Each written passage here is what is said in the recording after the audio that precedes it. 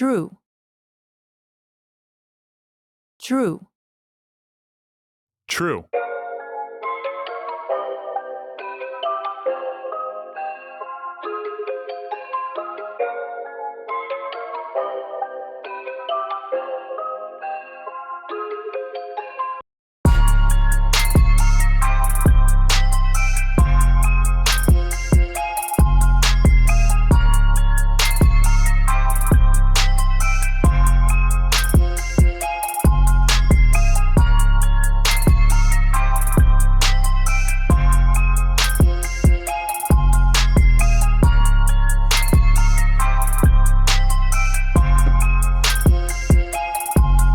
Yeah.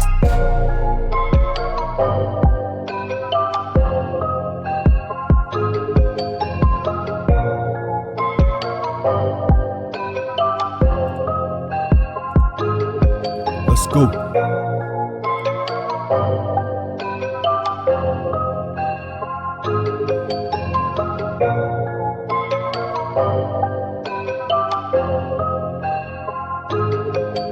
True.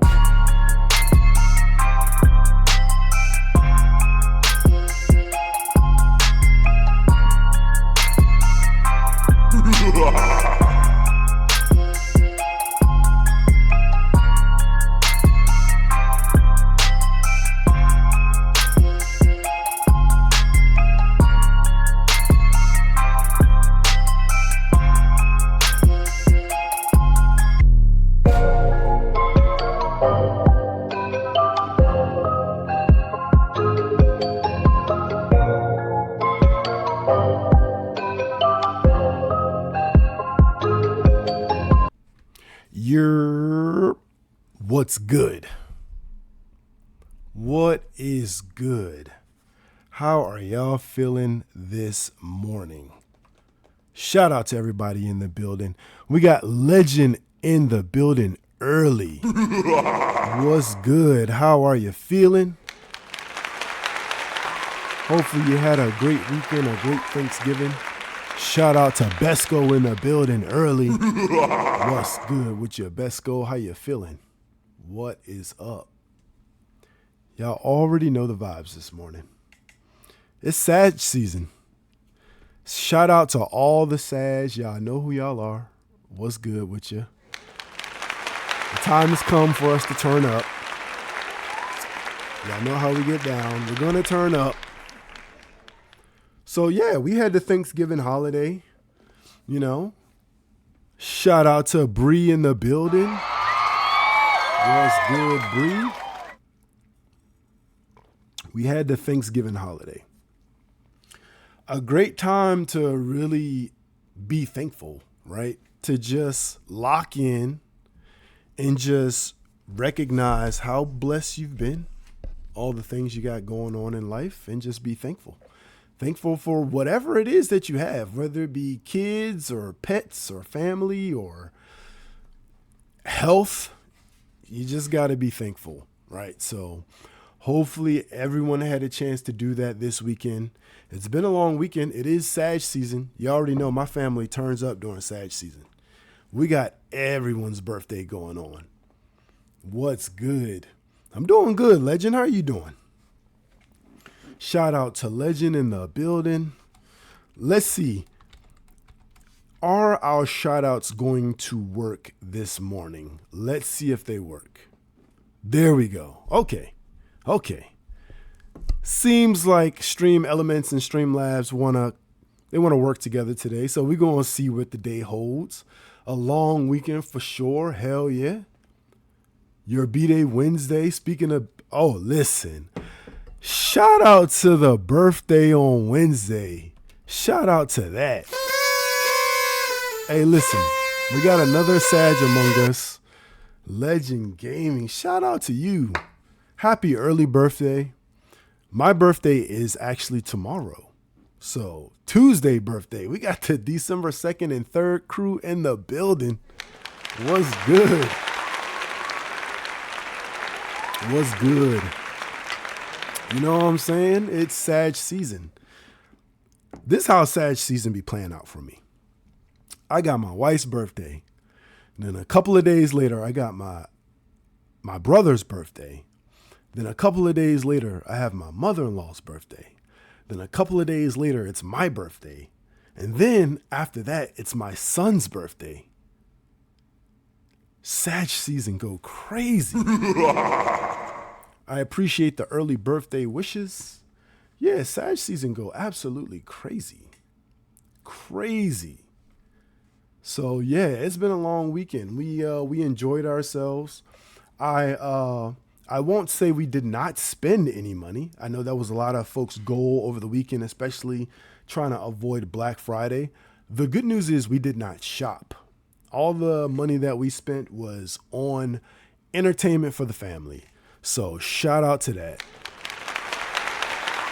Shout out to that. But what's good?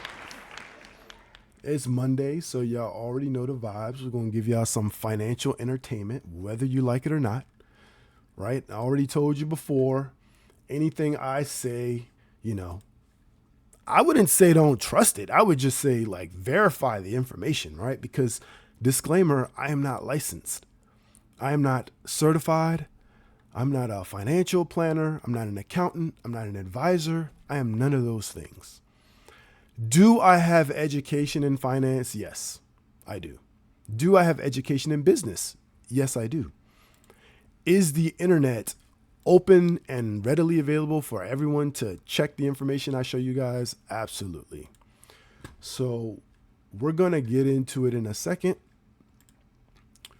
But yeah, it was a good weekend. I mean, I went bowling.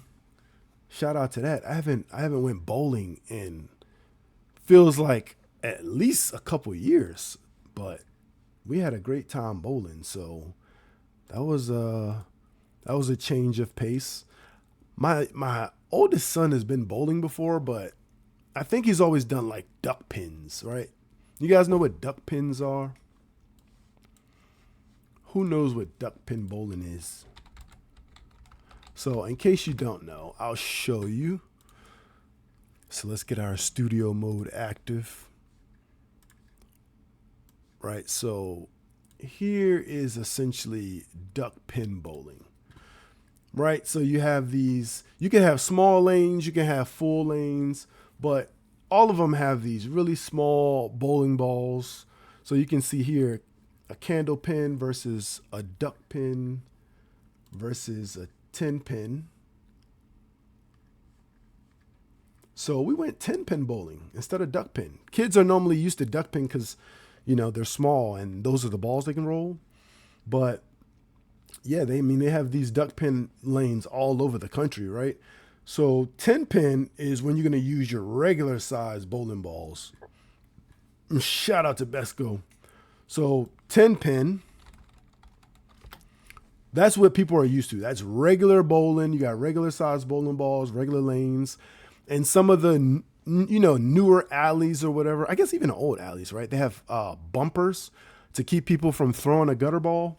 But with the older lanes, right, those old lanes that you may have in your neighborhood, when you put up the rails for someone who really just sucks at bowling and you want them to have a chance in the game, the rails stay up the whole time.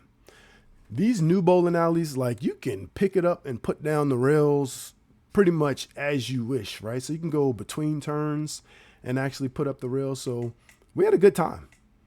My son was bowling. He bowled like 80. I mean, he had the rails up, but that's, for a kid who's first time on an actual bowling lane, a 10 pin lane, that's pretty good. Yeah. So shout out to that. Yeah. So shout out to all those bowling alleys that have those updated features. I know the old alleys really just, all they had was glow night. Now these alleys, they have full blown arcades.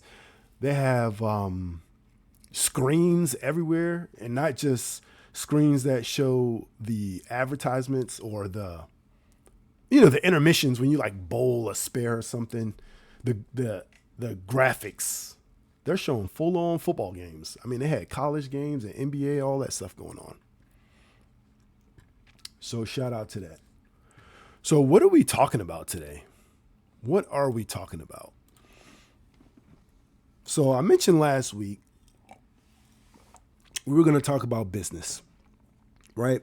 I mean, we technically always talk about business, but in the sense of the business cycle is what we really want to focus on today. But before we do, we're going to get right into our articles. Y'all already know we like to make some assumptions. I mean, we just like to have fun with it, right? So we're going to get into our CNBC articles. Again, for those of you who may be new here, you could check articles anywhere.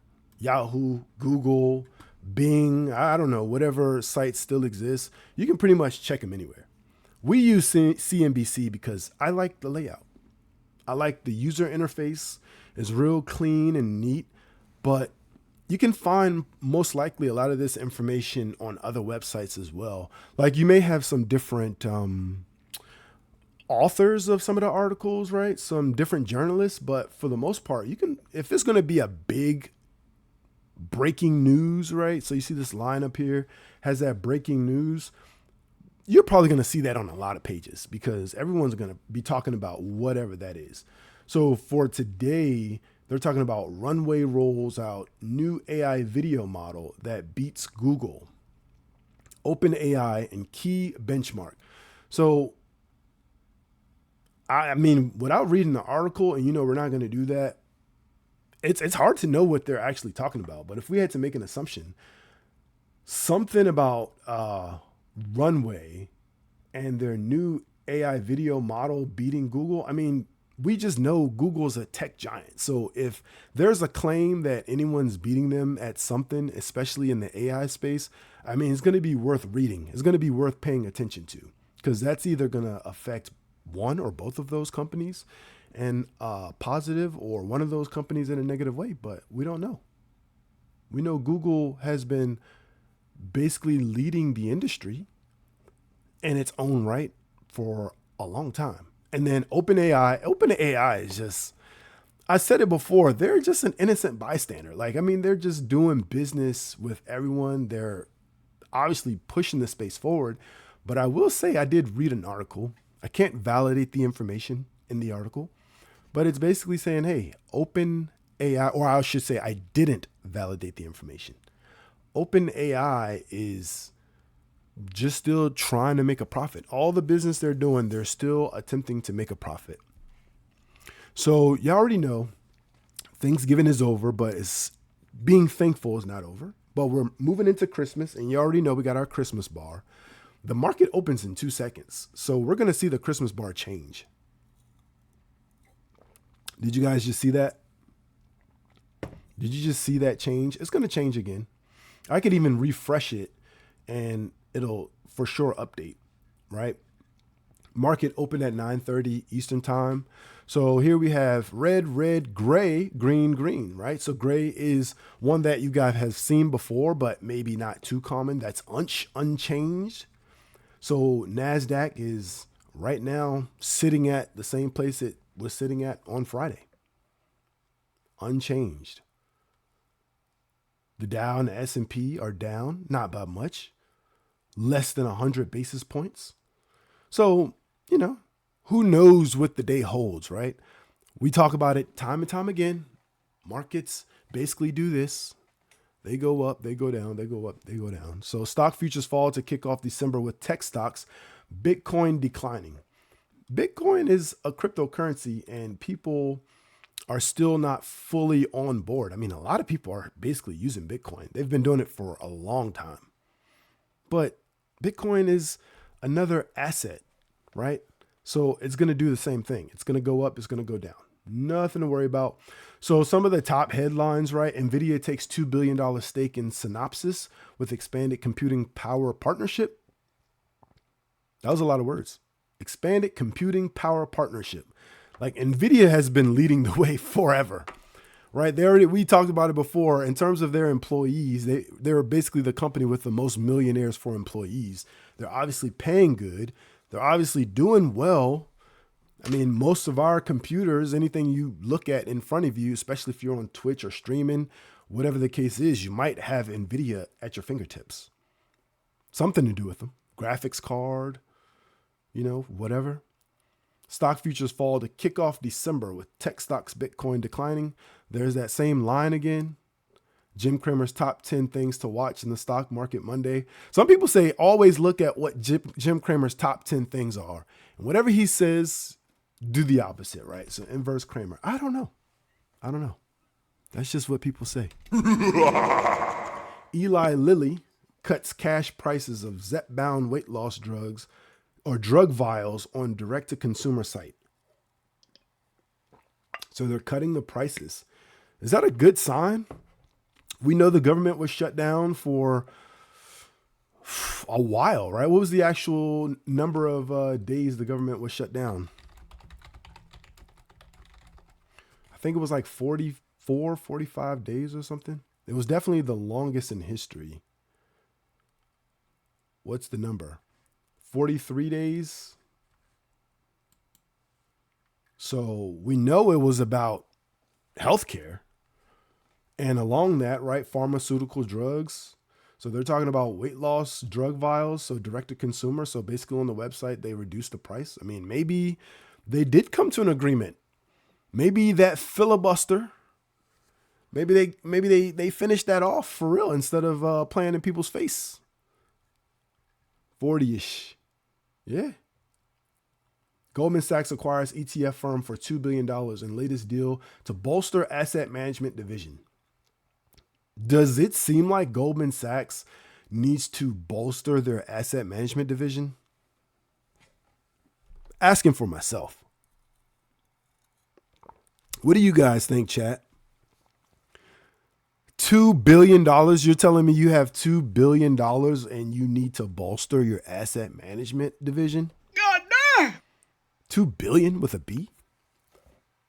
I don't know. I feel like you're doing just fine, if you ask me. They're doing just fine, chat. Runway rolls out. So there's that article again. Runway. New AI video model that beats Google, OpenAI, and key benchmark. We got to know, what is that Runway AI model? So we're going to have to check that out at some point to see what's going on. Bitcoin, Ethereum fall sharply as crypto sell-off resumes. Crypto sell-off. Let's just take a look really quick. Let's see how massive this crypto sell-off is. So we know Bitcoin had hit like $120,000. Yeah. Chat, look at the numbers. Look at the numbers, chat. I feel like Bitcoin is...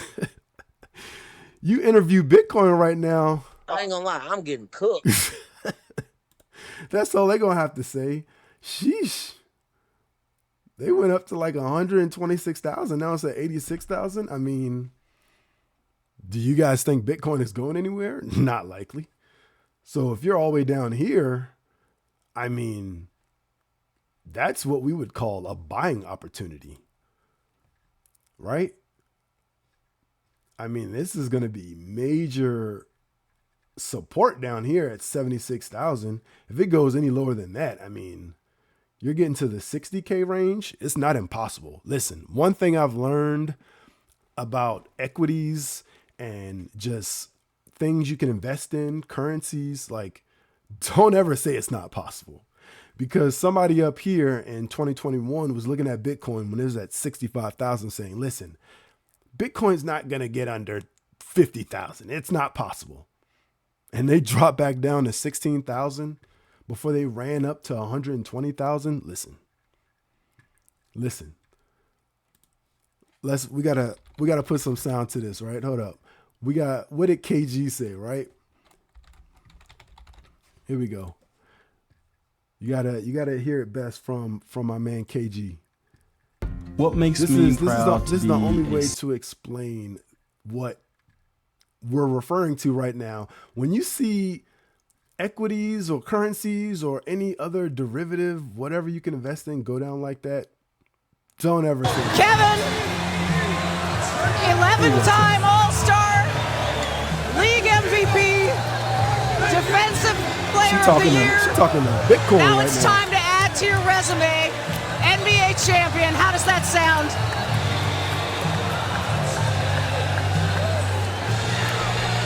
Man, I'm so hyped right now. Listen, chat. Anything's possible. Anything's possible!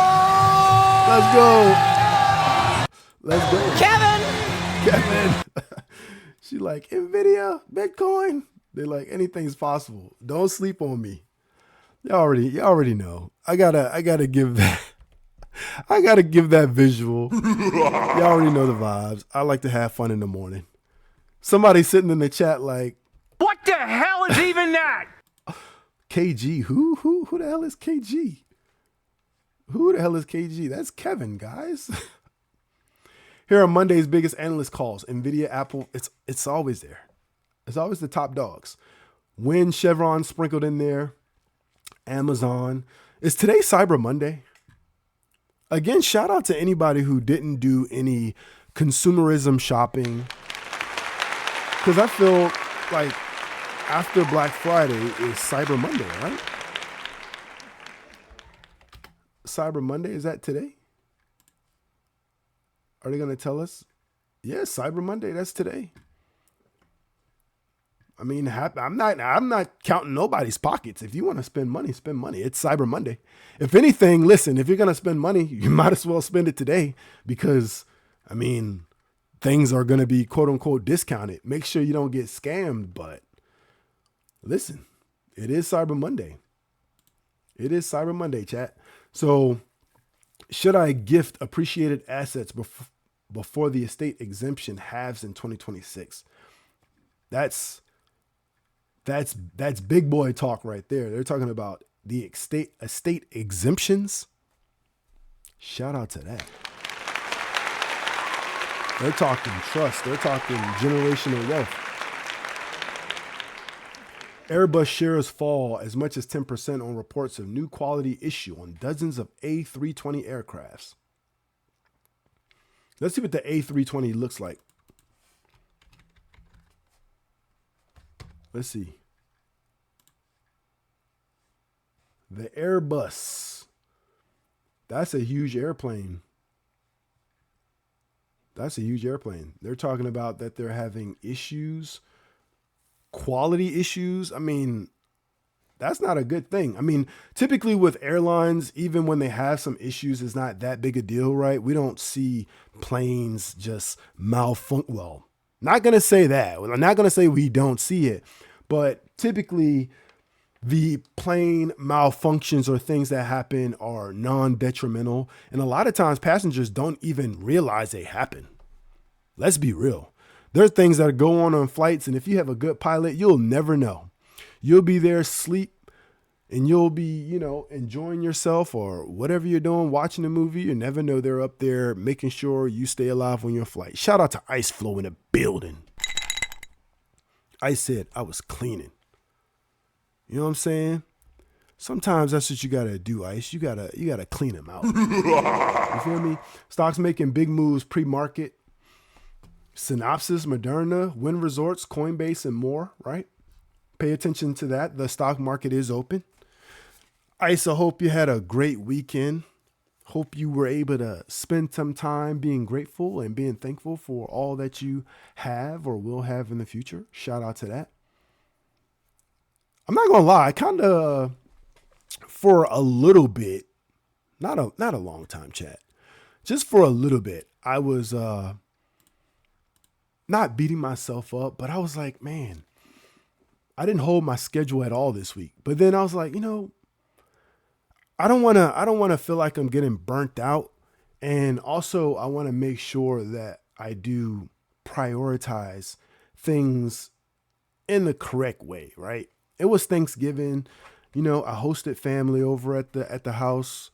We had a lot of stuff to prepare, so I just chilled out. I chilled with my family until yesterday night, literally until yesterday night when the Commanders could not pull off the win. What were y'all doing? What were y'all doing? Like, you do all, I don't understand how you can do all that hard work and then feel like your defense is incapable of holding the game. So you tie the game up, and instead of going for the field goal, you want to go for a 2-point conversion? You're cooked, brother. Come on now. Kick the field goal. Put the defense back on the game. Get an offense some rest. They did their job. Let the defense go do their job. Why are you scared? Why are you rushing this, trying to get this win and end up taking the L? People watching the game, God damn, what were you thinking? Grateful for you, the family, the people in Twitch, and more to come. Yeah. We're appreciative of you as well, Ice. You got to appreciate your community, right? You have to appreciate your community. You have to appreciate the people in the community and also be thankful for all the different personalities and all the different aspects that people bring. That's how you learn, right? If you're building a community, you have all these different perspectives on how to approach things. Where chaos starts to come in and where things start to get difficult, and I'm going to talk about cycles, right? Is where people start to believe that their way of doing things is the only way to do it, right?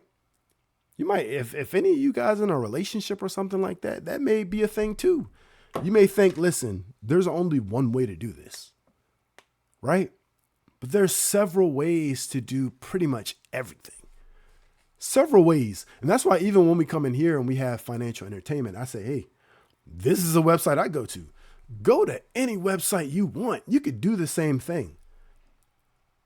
I'm just simply showing, hey, here's a way of understanding or interpreting the data. Because a lot of these, for example, the articles that we look at, I never even click on the articles.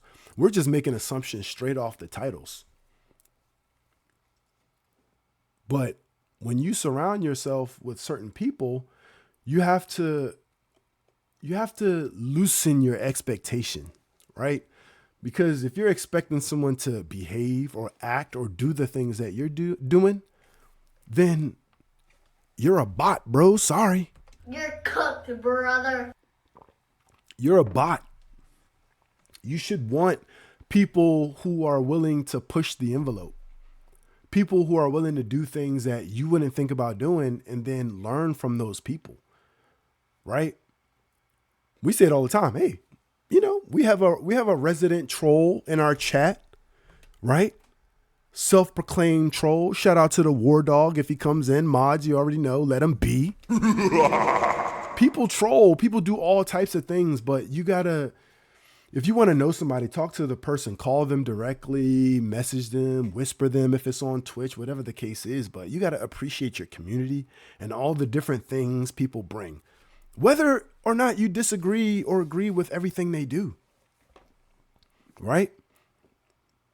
People expect that, hey, we're in a community together. We should all be the same, right? That's what some people believe. And you know what happens when all the people in a community that are the exact same? You get a midsommar. Shot. Hey, chat. You get a midsommar. Do y'all know what a midsommar is? Have y'all seen that movie? Midsommar. Midsummer. Shout out to Solo in the building. Listen. Don't have a Midsommar mindset. This is a wild movie. I think the movie's rated R, so view at your own discretion. But yeah, this is Midsommar, and this is what it looks like when you want to be a part of a community when everybody thinks exactly the same. This is what it looks like. Creepy ass movie. Yeah. Streamlab Auto does it. Yeah, that movie is crazy.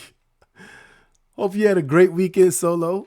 Welcome in. It's early in the morning. You already know the vibes. Stock market is open. We giving out some financial entertainment. Midsommar is crazy.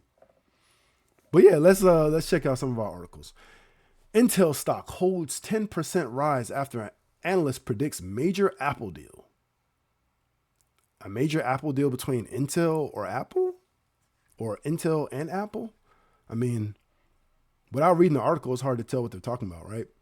Swiss voters rejected a new inheritance tax, but the debate riled up the ultra rich. Come on, man. Come on, man. What the hell is even that? Inheritance tax. Excuse me. The ultra rich are basically sitting there with their, like, can you imagine?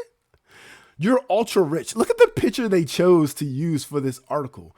It is basically a mansion next to a mountain, several mansions. It's like you're at your second home in the Alps or somewhere where there's basically snow and you're enjoying the snow, and you're sitting there with your hand pressed cocoa and your quality cigar, and you're like, nah, bro, these voters are tripping. You guys are out of your mind. Right?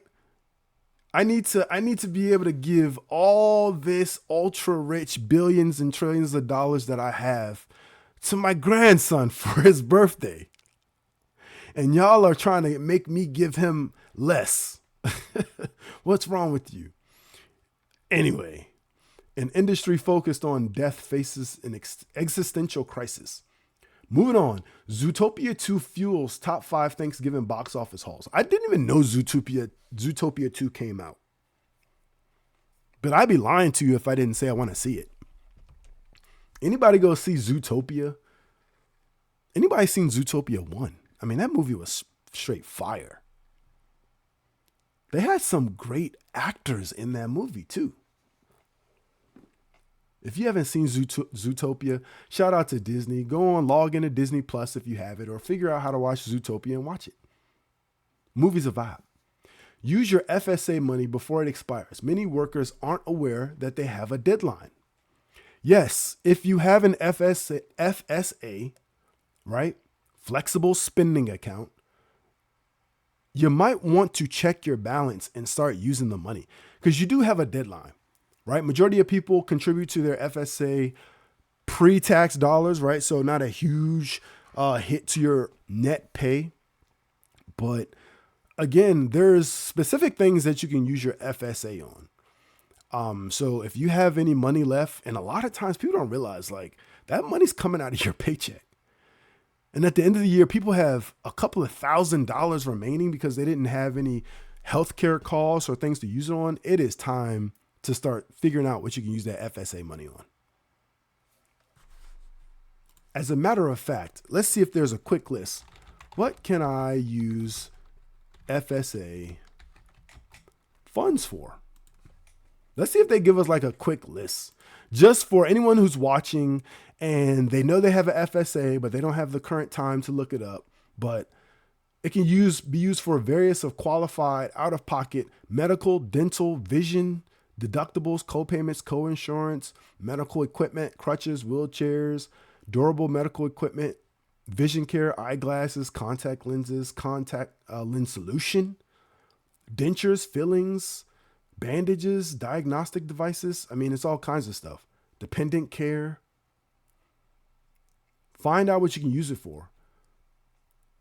Like these flexible spending accounts. Shout out to the Lurk. You can use these at like, I don't know what stores you guys have around you, but like Target, like CVS, Walgreens, whatever. Like make sure you're using this money.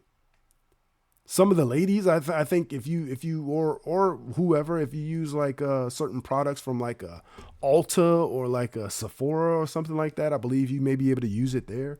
Just double check. Some flexible spending accounts can be used for preventative healthcare, such as like massages, right? Chiropractors, you can visit the chiropractor, get adjusted. So yeah, don't let that money go to waste if you have FSA money. Hope you had a good weekend, Shaw. The gamer in the building. So we're saying healthcare costs force trade-offs. Investors worry about all these moving pieces. I mean, when you're investing, there's always a lot of moving pieces. It's just the nature of the business. But healthcare costs, I mean, hopefully we see them going down. If you guys see healthcare costs going up, and I said it before, it's a possibility based on what we looked up that the average healthcare cost could increase by 26%. I mean, they shut down the government for 43 days. One of the major things they were talking about is healthcare and health insurance. Like, if after all that, right? You know what I'm saying? After all that, the costs still go up. That's crazy. After all that, the costs still go up. You're cooked, brother. All of us, we're all cooked. Ukraine peace talks shift to Moscow. Will Putin play ball? Holly Elliott, I guess is her name. Why? She must have something really important to say in that article, because what? Most of the information here we're looking at is U.S. markets, but this is just like, what is this? These cheap stocks, blah, blah, blah. Student loan borrowers, including high earners, may qualify for lower monthly bills soon. Listen, chat, if you have student loans, if you have any loans of any kind, don't just ignore it. Like, call the people. Call them before collectors or whoever starts to call you, right? Just call them, ask them questions. You never know. Just be like, hey, can I just not pay right now because I don't have the money? You feel what I'm saying? Just don't let it go and just be like, I ain't dealing with that shit. You know what I'm saying? Call them and just be like, hey, what can you do? International student enrollment declines, which could cost the U.S. $1 billion. Of course it declines. Why would international student enrollment decline? I mean, one thing is you have ICE basically, and not ICE Flow, shout out to ICE Flow in the building, but you have the actual ICE basically street sweeping. They sending people out of here. I don't know what the process is, so I can't speak on it. But if I'm an international student, I'm going to be cautious. I'm going to take a year or two off. I don't know if I'm going to study abroad this year, because I'm not trying to, if my goal is to really get to the States and actually lay a foundation for my family, like, I don't know. Make sure you got all your affairs in order. Because we talked before about the H-1B visas and how they're costing companies more money, right?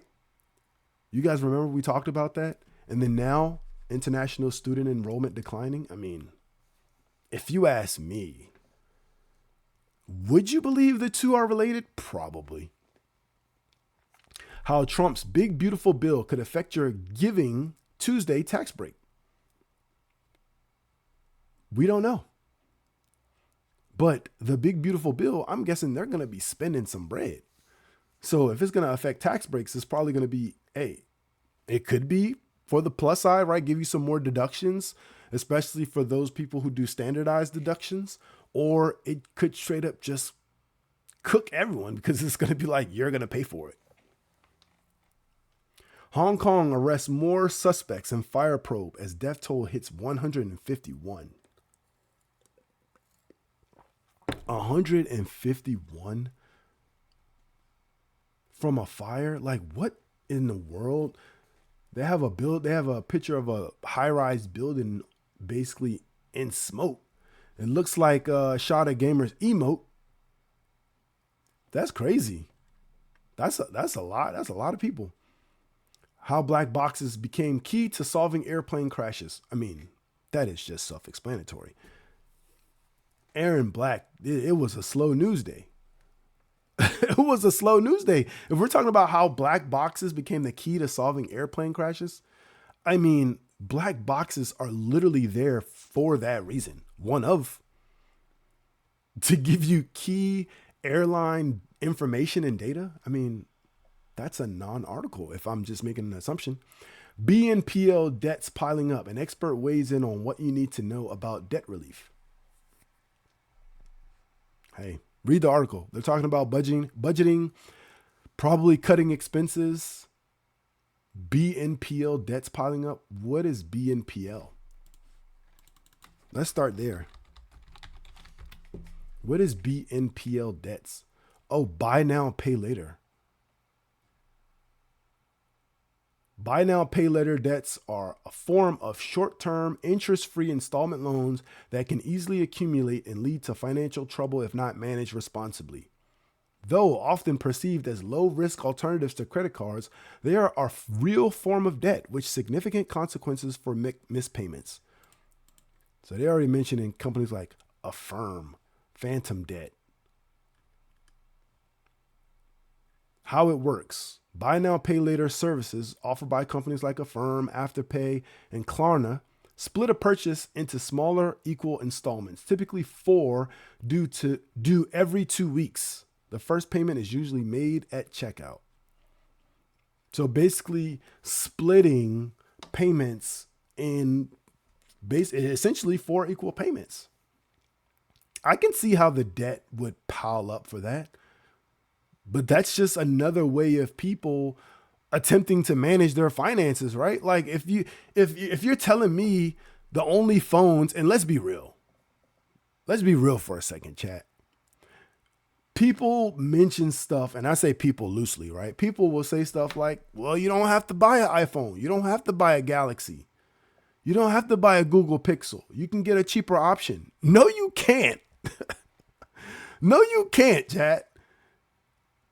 You point me to a person that has a phone that isn't an Android or an Apple device or a Google device, and listen, and I'll show you someone, that is very savvy about street knowledge and street behavior, or someone that is so educated in the realm of budgeting that we need them to be on here talking with us. Help us out. Because we already looked up the average income for most of America. If we know the average income for Americans who are already basically struggling to pay rent in a lot of cases, not all cases, and then if they have to get a cell phone chat, you know how much cell phones cost? You're talking about a cheap cell phone that's like $700. And people say, well, don't buy an Apple or Android. What else are you going to buy? Those are like the primary phones on the market. So, of course, people are going to accept these type of loans for buy now, pay later services when you're selling cell phones for $700. And they can't afford to just give you $700 right now because you slowed their phone down. You did it. You admitted to slowing their phone down. Scammer. You feel me? Like, let's be real. You literally said, we knew we had a new phone coming out. We slowed down people's phones. What you're experiencing is you're not going crazy. We absolutely slow people's cell phones down so they can stop working, and you buy the newest product. That's a real thing. And the new product is $700. Like, what the hell? How am I going to pay you $700 when I make $1,200 a month? Yes, divided into 4 payments. I don't have a choice. I have kids. I got to keep my kids in daycare and stuff like that. It's not just about being popular. It's about, I need a goddamn phone. I need a phone to survive in this technological based society. Who's out here walking around with no cell phone? I could tell you who. I know exactly who's walking around without a cell phone, but come on. Majority of people, they ain't doing that. Google savvy, where you at? You know what I'm saying? So that's how it works. So Phantom Debt, historically, most buy now, pay later lenders have not reported loan activity to major credit bureaus, creating phantom debt that other lenders cannot see when assessing a consumer's creditworthiness. This lack of visibility can lead to loan stacking, where a user takes out multiple loans across different providers, quickly becoming overextended. Overextended basically means you're using more money than you actually have access to. You get paid $1,200 a month, you're constantly using $2,000. You're overextended. That keeps you in debt. Some people don't have a choice. But if you do have a choice, well, I guess one of the things you could do is this phantom debt that you have, at least take a responsible step. And if you're going to apply for a loan, take the proceeds from that loan to pay off this phantom debt. That way, you know, all right, here's my payment. It's being reported to the credit bureau, and I ain't gotta mess around with. I got 2 more payments on my iPhone. Wish they had those light bulbs that never expire, but I get their reason. Unfortunately, it's a fact. It's a fact, and I don't want to quote unquote like jinx the product, but how long do we need light bulbs to last? Because I tell you right now, I have a lot of smart bulbs in my house, and these bulbs have been here a long time. Compared to your average light bulb that lasts for a while and then it blows. I mean, these smart bulbs, like, they don't show any signs of slowing down. They're connected to the Wi-Fi and everything. So yeah, that's what they're talking about. BNPL. An expert weighs in on what you need to know about debt relief. So read the article, make some additional assumptions for yourself. Silver hit record highs in 2025. Here's why the devil's metal may have further to run. The devil's metal is crazy work. Absolutely crazy work. Yo, these people are on a roll with the title of these articles today. I don't know what they got going on. But if I had to make a huge assumption, it wasn't really much being talked about. It wasn't really much being talked about. Let's look at Yahoo Finance really quick. Let's see what so we got XRP getting clapped, NFE running up 14%, but it's only trading for $1.39. Bitcoin getting absolutely slapped. Synopsys going crazy, $437, up almost 5% today. Ethereum also getting clapped. Zenny up. Was good. Shout out to Zenny, who has entered the chat. Y'all already know the vibes. What's good?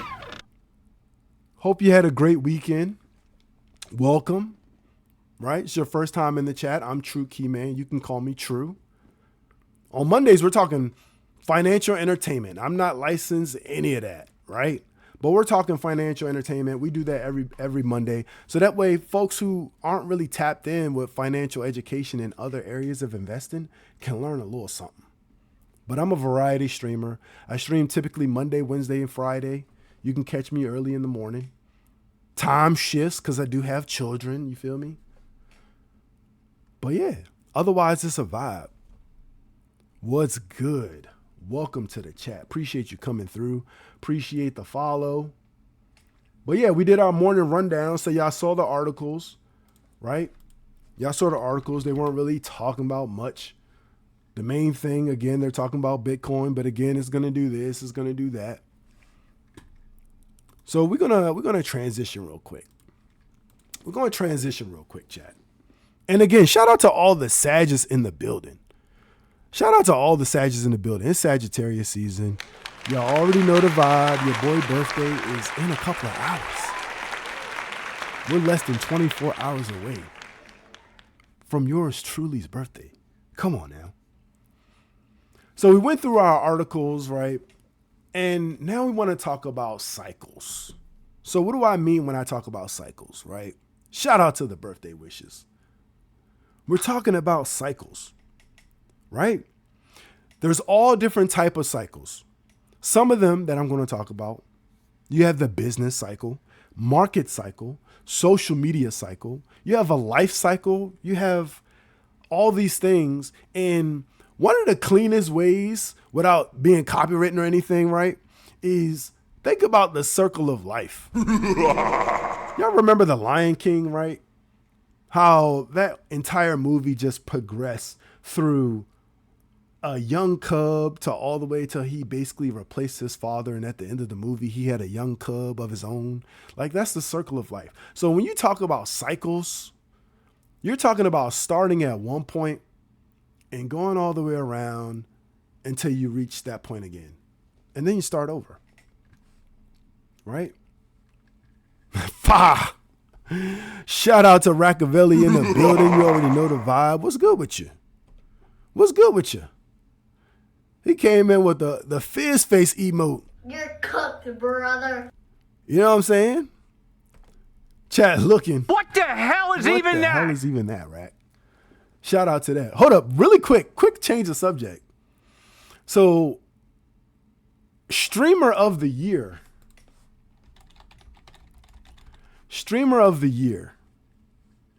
Right? Streamer of the year. We did our vote casting live, right?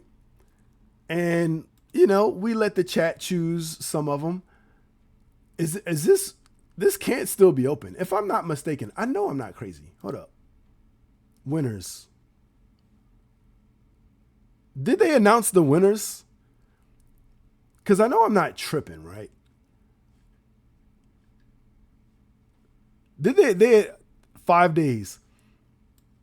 I must be having deja vu because I felt like they showed Streamer of the Year.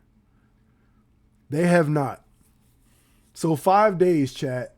I'm going to see what time that's 5 days, 7 hours, 51 minutes, 23 seconds. It's another award show. Shout out to that. Because y'all already know who up on the docket. Jason the Ween, Extra Emily, Kai Cenat, Blackboy Max, and I Show Speed. Man, this is gonna be a tough one. It's gonna be a tough one. Speed won Esports Streamer of the Year. I was about to say, I knew I saw Speed win something. I saw him win something. He was going, all these streamers have been going crazy in their own right. Everyone has really been doing their own thing and really helping the community in different ways. Yeah, that's probably what I seen for sure. Because I was like, let me go check the results. Because I'm pretty sure I saw I Show Speed win something for 2025. All right, bet 5 days. Shout out to that. Cool. So we're on the same page. But yeah, Zenny, hopefully you had a good weekend. Hopefully you were able to send that too. Hopefully you were able to have a good weekend, enjoyed your Thanksgiving holiday. So yeah. And by the way, I was showing the screen, but I wasn't showing y'all. But those are the streamers right there. Those are the streamers. But yeah, so the business cycle, right? So what is a business cycle? It refers to the recurring fluctuations in economic activity that occur over time, characterized by alternating periods of expansion, which is growth, and contraction, recession. W Stormy in the building. How are you doing, Stormy? FaZe mainly streams it, but Q2 will be live and host my. Oh, okay, bet. That's cool. Good morning. Shout out to Stormy in the building. Oh, look. So Ice, I think our shout outs are working. So peep this. Let's see. So if we do the Clips SO, let's see. It should come up. There we go. We cooking with grease today, chat. We cooking. So these cycles are not perfectly predictable and consist of 4 phases: expansion, peak, contraction, and trough. The National Bureau of Economic Research tracks these fluctuations to identify recessions. So there are ways you can identify a recession within a business cycle. And then there is, according to many investors, another way to clearly identify a recession when it comes to GDP. And we're going to talk about that as well. Right? So the phases of the business cycle. First, expansion. So a period of increasing economic activity where real GDP grows, employment and wages rise, and consumer spending increases. So basically people out here throwing cash. Everyone's a capitalist. No one is, no one's struggling. People basically pumping money back into the economy. Right? That's why days like Cyber Monday was created. Because like, hey, this is a time of expansion. Go ahead and open up your purses. Give us your money, right? But then at some point it comes to a peak, right? The highest point of the expansion where economic growth is at its maximum before it begins to decline. So when we're talking about investing, right, that's like, again, that up, that down, that up, that down. I mean, everything kind of moves in a cycle. And you can see the picture here that they're talking about. Expansion here, right? Peak, recession, depression, trough, recovery, expansion, peak, recession. So a cycle. So contraction is a period of declining economic activity where GDP falls, unemployment rises, and consumer and business spending decreases. This is also called a recession. Crypto is absolutely dropping right now. That's one of the things that we looked at. That's one of the things we looked at earlier. So let's go back to Yahoo Finance. Look at Bitcoin. Bitcoin, Ethereum, XRP, meme coins, whatever it is, Litecoin, all getting absolutely clapped right now. Bitcoin at 86,000. They lost 6% from a high of 127,000. But again, how low can it go? We have no idea. But to say it's not going to go no lower, listen, if you're one of those people, the market is going to prove time and time again. You're cooked, brother. You're cooked. If you think you're out here going to predict what's going to happen, you're not. Right? So a period where spending decreases, a recession. So a trough is the lowest point of the contraction, marking the end of the recession and the beginning of a new expansionary phase. So if you can catch, for example, if you're investing and you can catch a trough down here, that sets you up for great profit as you reach toward the peak of the cycle. But in terms of business, some businesses may be going through some hard times during this phase, because if you don't have consumers actually buying your products, if you don't have a consumer buying your products, you start to take on debt.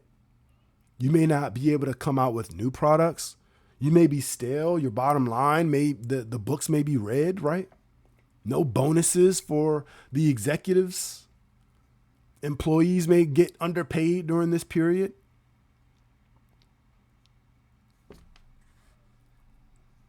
What do you feel like? What's a good stock investment? What company or brand? ICE says Amazon. I want to take my shot on. No question mark. No question mark, ICE. Amazon, green today, up basically 44 basis points or $1. Let's see what they did year to date.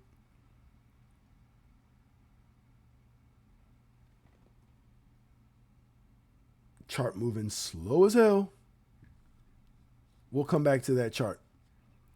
So the importance of the business cycles for individuals, understanding the business cycle helps individuals make informed financial decisions, such as career advancement during an expansion or preparing for potential job losses during a recession, right? So this kind of lets you know, all right, where do I want to go in terms of my next career move?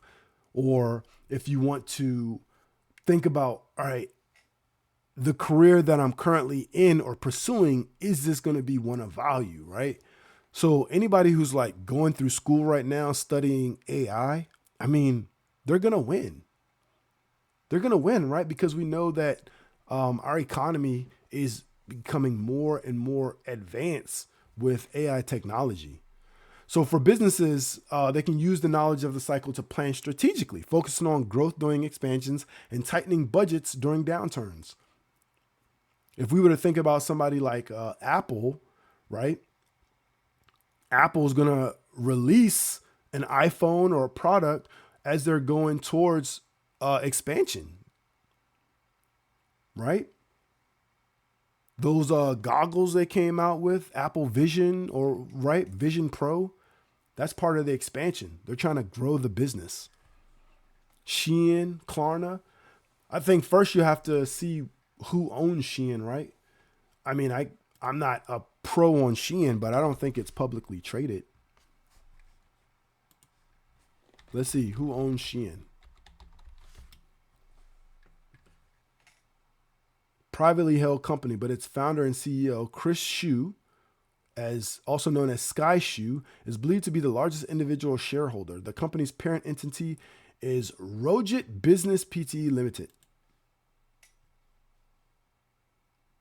Right.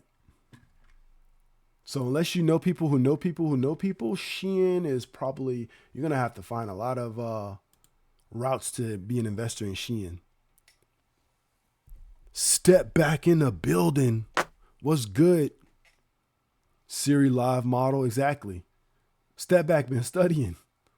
For policymakers, governments and central banks like the Federal Reserve, using fiscal and monetary policies to moderate the extremes of the business cycle, stimulating the economy during contractions or cooling it during expansions to promote stability. Right? How do they promote stability, right? They may make prices lower, right? We saw that on one of the articles. They were making the cost of like pharmaceutical products cheaper.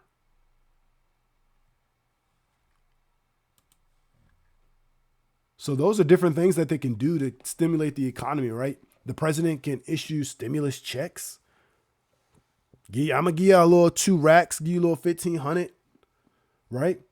That's different ways that they can stimulate the economy. Sky Xu is a fire name. That's facts.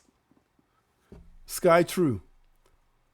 So that's the business cycle, right? Let's switch gears, right? So how do they actually define it? And then what's a more simple definition? So the business cycle, again, are type of fluctuations found in aggregate economic activity of a nation. A cycle consists of expansions and many economic activities occurring at about the same time, followed by similarly general contraction. So basically, a lot of people have jobs, a lot of people stimulating the economy because they're getting checks, etc. So they have a simple definition. Let's see. Or they had a simple definition. How will I use this in real life? Because cycles aren't just about businesses, they reflect the entire economy and can have a significant impact on your personal life, your plans, your approach to saving, investing, or spending. Business cycles occur in expansions followed by contractions. Shout out to Miss G in the building. What's good, Miss G? How you feeling? Miss G, Step Back, Stormy, everybody in the building. Hopefully y'all had a great Thanksgiving. Enjoyed your weekend. So the short story about the business cycle, it determines how people live, right? How you respond in the economy, right? If prices are going up really high, naturally people are going to buy less, especially if people aren't working or if unemployment is high, right? That's all part of it, right? Because products could be high, so it could cost more for retailers to actually acquire said products, which means they can pay people less money or afford less staff, which increases unemployment because not as many people are hired. Happy first of the month, last of 2025. Shout out to that. You already know the vibes. It's December. It's Sag season. Shout out to all the Sagittarius in the building. So contractions can hit you blindly. Most people won't immediately realize that the country is entering into this period of a business cycle, but the stock market will almost certainly reflect it. This will affect your returns and your investment strategies. This wouldn't be a good time to invest without expert advice and guidance. So an example of that, chat, is goddamn Bitcoin, right? There's a lot of people who know what Bitcoin is, but do they know where Bitcoin's current price sits? Under 86,000, when not too long ago, it was over 126,000. You feel me? Just October. It was over 126,000. Amazon is green today, but if their chart actually comes up, Why don't you want us to see the chart, Amazon? What are you hiding? It's Cyber Monday. They're like, get somebody else to do it. Get somebody else to do it, chat. Let's look at NVIDIA. Let's see if their chart comes up.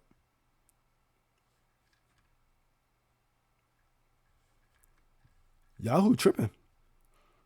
This phone did me dirty. Mobile Twitch app bug where I can't always see everyone's message. The app itself. Yeah, that be happening. They're scammers. All right, let me see something real quick. Let me switch gears really quick because I want to show Amazon because it was mentioned. But I want to check a different site that I'm sure is going to work. But I want to make sure hopefully nothing crazy pops up. I'll go back in 2 seconds.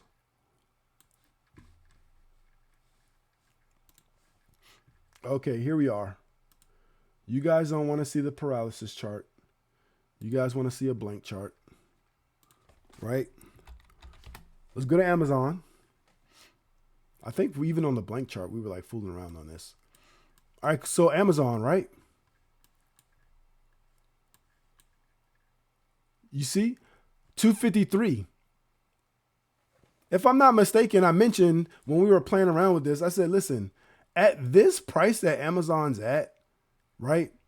Look, the line is already here. We said this thing could pretty much just keep going up from here, which is at the high around 259, right? We'll call it 260. Or it could just basically go back down. And that's what it did. And even at this kind of middle of these two areas, I mean, it could go up or it could go back down.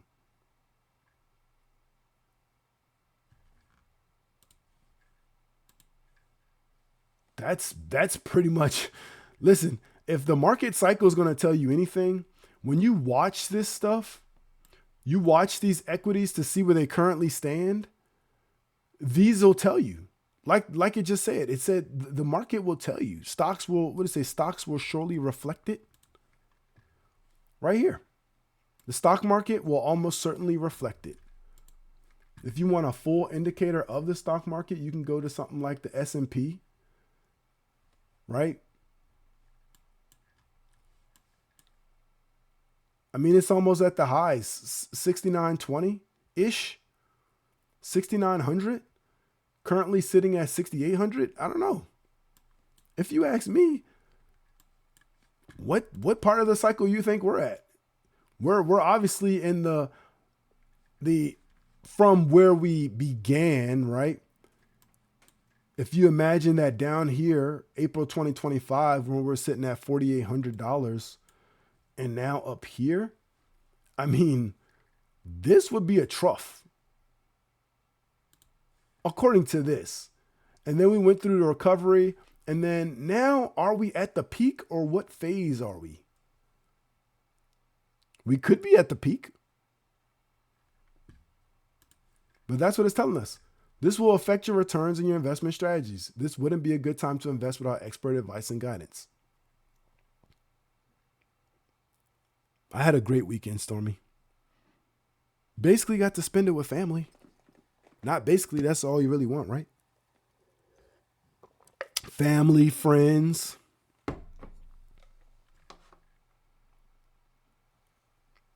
Yeah, hopefully you had a great weekend. So contractions often lead to recessions as well, right? So you might want to batten down and brace yourself personally as an early in the cycle as possible. And if you do detect a contraction coming, your job may be in jeopardy. So have an emergency fund and a place that could be a lifesaver. So if you know you work for one of those companies that's like, yeah, I'm good right now, but if the economy did bad, they probably start laying people off.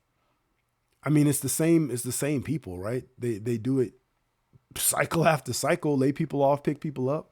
Sometimes, and often it's, these really huge companies. I think the last one I heard of was like FedEx or something. Maybe it wasn't FedEx, it could be UPS. I think it was a delivery service, but it makes sense. Because if the economy is not doing well and people aren't spending their money, there's less to deliver. And if there's less to deliver, you don't need to pay as many drivers, especially since those drivers make bread, don't they? Those delivery drivers make hella bread. Like y'all seen, hold on. You guys know I always like to look up stuff that really explain what I be trying to convey. So y'all seen Mark Phillips as a UPS driver? Who saw that? Who saw Mark Phillips? Hold up. Look at it. Hold up. Refresh that. Here you go, chat.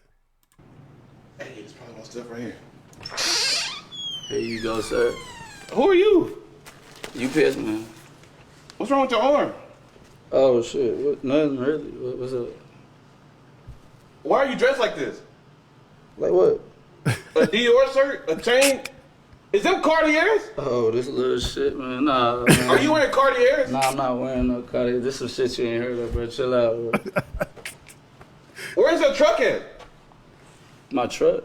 Your UPS truck? Oh, man, I let that little shit alone. I went and got me a Lambo real quick, fresh out the lot. I drove it straight over here. Almost forgot your boxes, for real. Chilling me. You bought a Lambo off the lot, bro. How much is UPS paying y'all? You ain't heard the news? Breaking news, shocking news. What news? They just start paying UPS men a little bit over $1.50. You know what I'm saying? So I just been doing my thing. Hold on, my phone I think ring.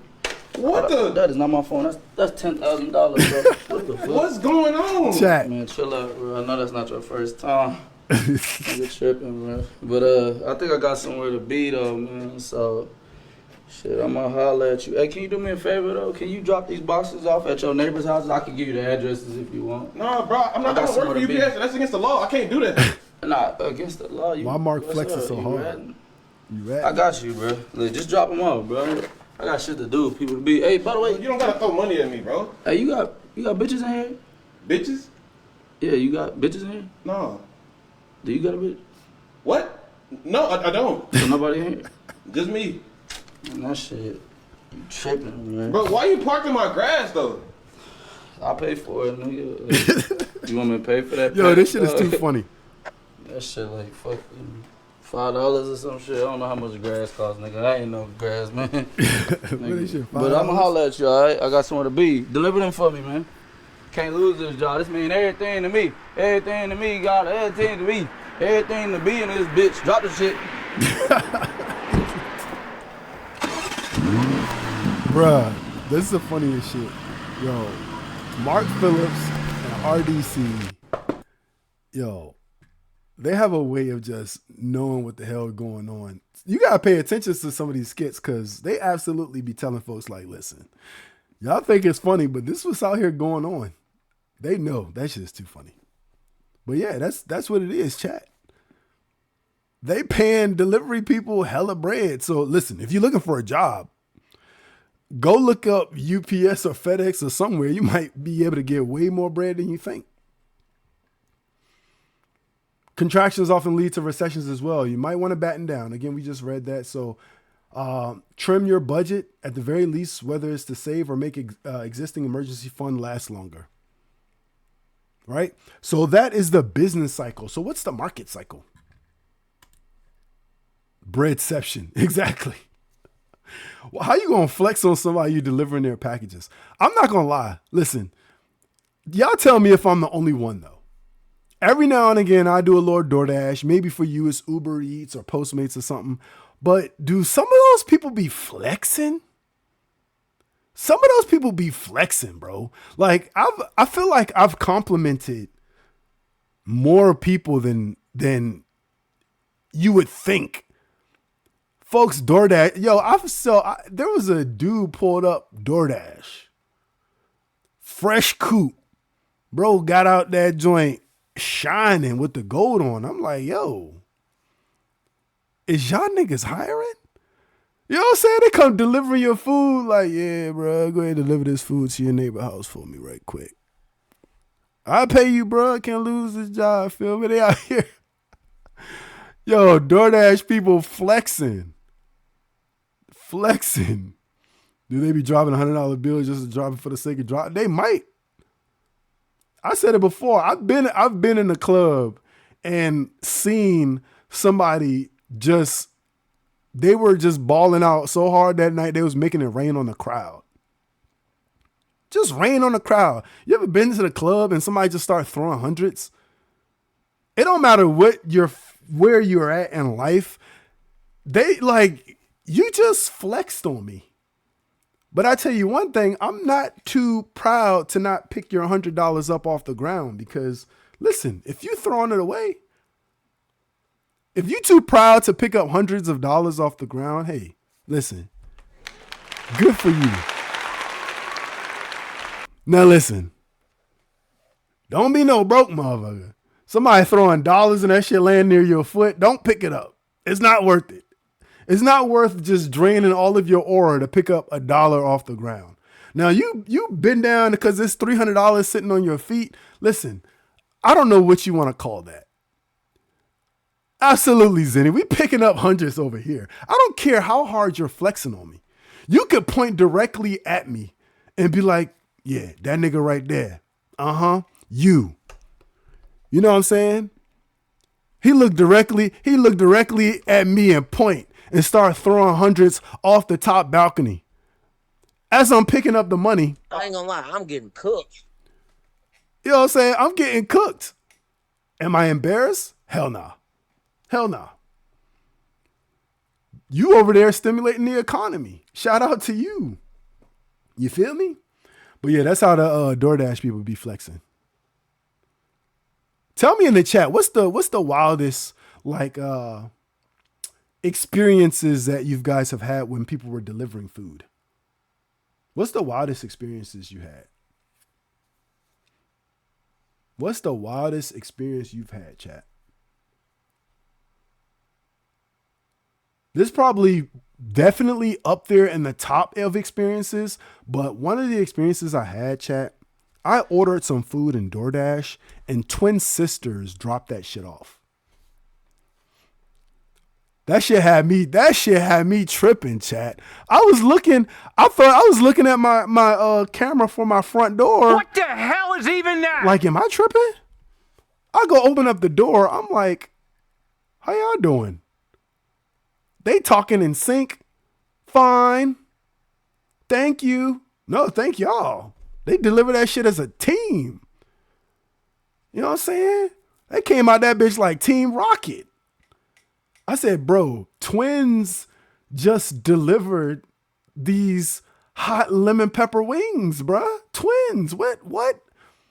Twins have existed since the beginning of time, but you still always shocked when you see them. Yeah, I never DoorDash or Uber Eats before. Dang. Listen, don't get me started. I haven't for myself because the service didn't exist, but there's also a service called Drizzly. Not sure if it exists in y'all area, but it's basically DoorDash for like liquor. Like you can literally send somebody to a liquor store and they'll deliver it to you or somebody. Your uncle showed up once. What's happening, nephew? Let me in. Like, yo, you went to the door, your uncle's sitting there like, shit. My nephew, appreciate the tip, nephew. Eating my fries in the car and caught him. Yeah. Anytime you see people eating your food, yo, that's crazy. That's crazy. Forgot he worked there. You lost Ori if you didn't bag up. Exactly. Twin Dash Services. Exactly. Twins. A random experience that I had is one time, this is not no flex, but sometimes you can't help it. Sometimes the flex just comes out. But one time I was door dashing in the middle of the summer and I was cleaning my car. And as I'm cleaning my car, the door dasher was an old lady and she came out and she was like, oh my gosh, what kind of car is that? And I told her what kind of car it is. And she's like, I've never seen one of those before. Can I look inside of it? I was like, all right. And I just let a random old lady just hop inside of my car. And she sat there like a kid at a car convention, hands on the steering wheel. And she was like, oh, this is so nice. I was like, yeah. How much something like this run you? Listen, my price ain't gonna be your price, Granny. You know what I'm saying? Like that dude, listen, if your credit good and you know what I'm saying, maybe you can talk something. You know what I'm saying? But that was it'd be some wild experiences. Some wild ass experiences. Granny trying to get that car experience, exactly. Pocket watching. So yeah, so we talked about the business cycle, but what about the market cycle? Right? You know what I'm saying? For sure, love. I don't be caring. Y'all ever heard, this is something that some of you may have heard of, some people may not have not heard of. So there is this thing when you get to a certain point in life, the way you look at things and the way you operate is like so different than what you may have been used to when you maybe first started your career. I'll give you an example. If you have guests or welcome people into your home, when you're on the lower end of income or closer to poverty or whatever the case is, typically you're like, all right, somebody comes into my home, put away the good silver, right? Make sure everything locked up. First of all, it's like, why are you letting people in your home that you don't trust? But at the same time, it may not necessarily be that you don't trust them, but you don't trust them. You feel what I'm saying? So it's like you lock up everything and it's like, yo, I don't want nobody to see nothing, blah, blah, blah. Everything's put away. Here's the plastic, you know. You're making sure people, hey, stay within. Hey, where's the bathroom? The bathroom right there. You walking them to the bathroom. But then you reach another point in life before you reach the top level. Let's just consider 3 levels, right? Bottom, middle, top. There becomes a time where you're in the middle and you slowly start to transition. So people come into your house and it's like okay to pocket watch because the group of people you're hanging around with or that you associate yourself with are all around the same in terms of thickness in the pockets, if that makes sense. So you got a time where people say, some people consider it tacky, some people don't. Like they come in and maybe they lift up the corner of your rug. You say, they say, oh, nice house. I wanna, you know, you gonna give me the tour? You're like, nah, give yourself the tour, right? Because you don't care. You know, you let them go in. Walk through the closet. Maybe they spray some of your perfumes and colognes and stuff. You want to make sure nothing desirable brings temptation to exactly. Invite the thieves and hide the goods. Facts. Lift up the rug. Yeah. Nah, he would be getting out. You think? But I'm trying to tell you, Rack, that's how people, they'll check out your lamps. You know what I'm saying? They walk around like, yo. Whether they're trying to get ideas for their house or, you know, like that's how people be. It's like you get to a level where it's like you don't open up your house to anyone that you don't trust, or also you're at such a place where you don't care if something goes missing.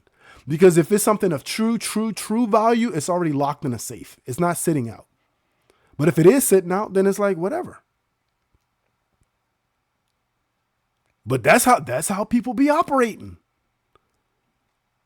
That's how people be operating. Like, yo, when you get to a certain level, he said, you lost me at rugs. I'm trying to tell you. You go to some people's houses, you might not even be that type of person.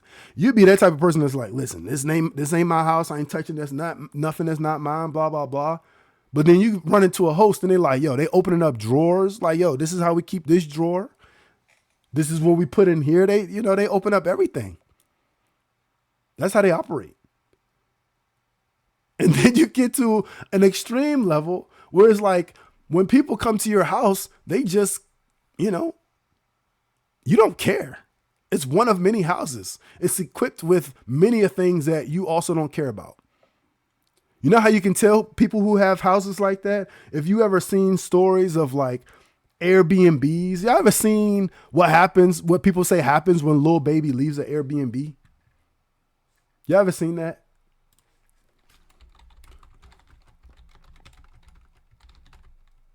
You ever seen that?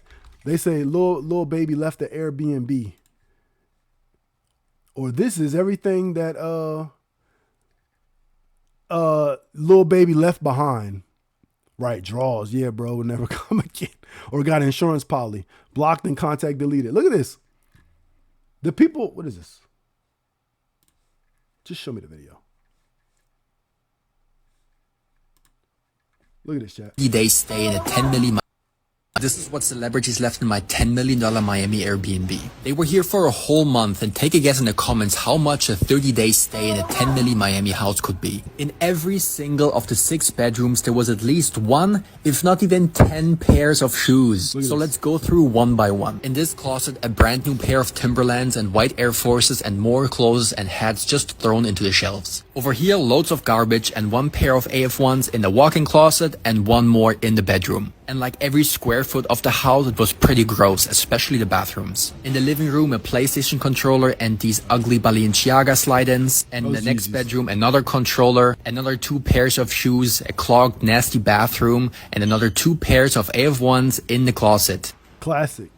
Next bedroom had some shorts, 4 expensive Nike pairs in the wardrobe, and against so many accusations, I'm not sneaking inside the house while they are away. They simply left the stuff and don't care about it. In this case, I even called them and asked them what's up with all the clothing, because one room had a whole suitcase full of merchandise and more shoes, and if you pay attention, even some bullets on this desk. And now to the last bedroom, which is my favorite because it has direct pool access, 1 pair of Air Forces on the floor, and 2, 3, 4, 5, 6, 7, 8, 9, 10, 11 here, and another 2 in the bathroom. Last but not least, the kitchen and fridge full of junk food, and can you guess what was under this pillow? You feel what I'm saying? And maybe not Lil Baby or other people from Atlanta, but those type of people that have that extreme wealth that don't care about certain things like that, those are the ones that's like, yo, do whatever you want. Do whatever you want. Oh, you need a watch? Oh, yeah, his watch is upstairs. If you see one you like, just take it. People think that type of stuff don't exist. It absolutely does. It absolutely does exist. People literally say, hey, my house is your house. Take whatever it is you need. I got whatever. And if I don't, we can get it. Or, whatever is missing can be replaced. The cleaners came up. Exactly. Some people don't care. Some people do because they're like, nah, I only need trusted people around me because maybe this type of lifestyle they're living. But some people just don't care. You see that? Forces for everyone. You're talking about a $10 million house. There's at least 1 to 6 or 10 pair of Air Forces in every room. Come on now. Each one of them been worn one time. That's how them cleaners get them bonuses. Like, listen, anything you find in there, you could take. That's how some people operate. So let's get into this market cycle. So it's a recurring trend in financial markets characterized by 4 phases: accumulation, markup, distribution, and markdown. These cycles are driven by a combination of recurring economic conditions and human psychology and can last from weeks to years. The accumulation and markup phases correspond to a bull market with rising prices, while the distribution and markdown phases correspond to a bear market with falling prices. Look at the chart. Look at the chart. Let me see if I can figure out how to work this computer real quick.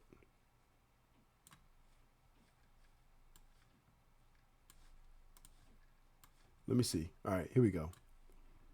Let's see if I can figure out how to work this computer real quick. Right? I just wanted to show both of these charts. Bet they coming for the snacks. The cleaners definitely had a whole side. Yep, resell all the shoes. That's a fact. If they ain't ice white, exactly. Look at these 2 pictures, though. This is the business cycle. This is the market cycle. What do y'all see? Up, down, just like the stock market, right? But when you start to learn these different cycles, you'll learn that these cycles will line up, right? So here in the business cycle, you have expansion, peak, recession, depression, trough, and then recovery.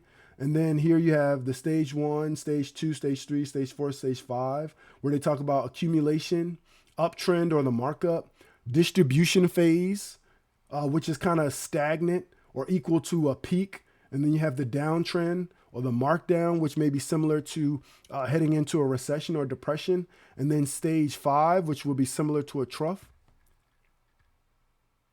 Isn't that interesting, chat?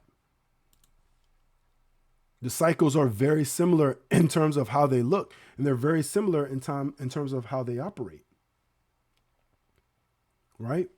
And then here's a graphic I'll show really quick where it talks about the market cycle and the economic cycle. Notice how we just compare those two, but look at this. The economic cycle, if they are trying to be accurate, is saying that the economic cycle slightly trails or is right in front of the market cycle. They basically work in tandem. So I wouldn't say you would try to time this information, but if you could recognize when this is happening, that may set you up for a lot of gains in terms of investing. It'll let you know how you need to operate in terms of what career path to choose, especially if you're in one that you know has a high turnover during recessions and things like that. You know what I'm saying? Let you know when it's time to, hey, I need to go to UPS. It's time for me to run it up. You know what I'm saying? They paying niggas $1.50. You feel me? So the 4 phases of the market cycle. Accumulation. This is the bottom of the cycle where prices have stopped falling. Smart money and early adopters start buying at attractive prices while the general market sentiment is still bearish. While the general market sentiment is still bearish, chat. So when you see and you look at a chart, right? Let's look at 1 year. Look at this chart. Just look at it overall visually. You could make it a line. Doesn't matter how you look at the chart. You look at it as a candle pattern, right? Again, not telling you what to do, but if you look at this chart and then you see this type of graphic, would we not assume that Bitcoin is, for example, in a downtrend or a markdown? I mean, look at this. No?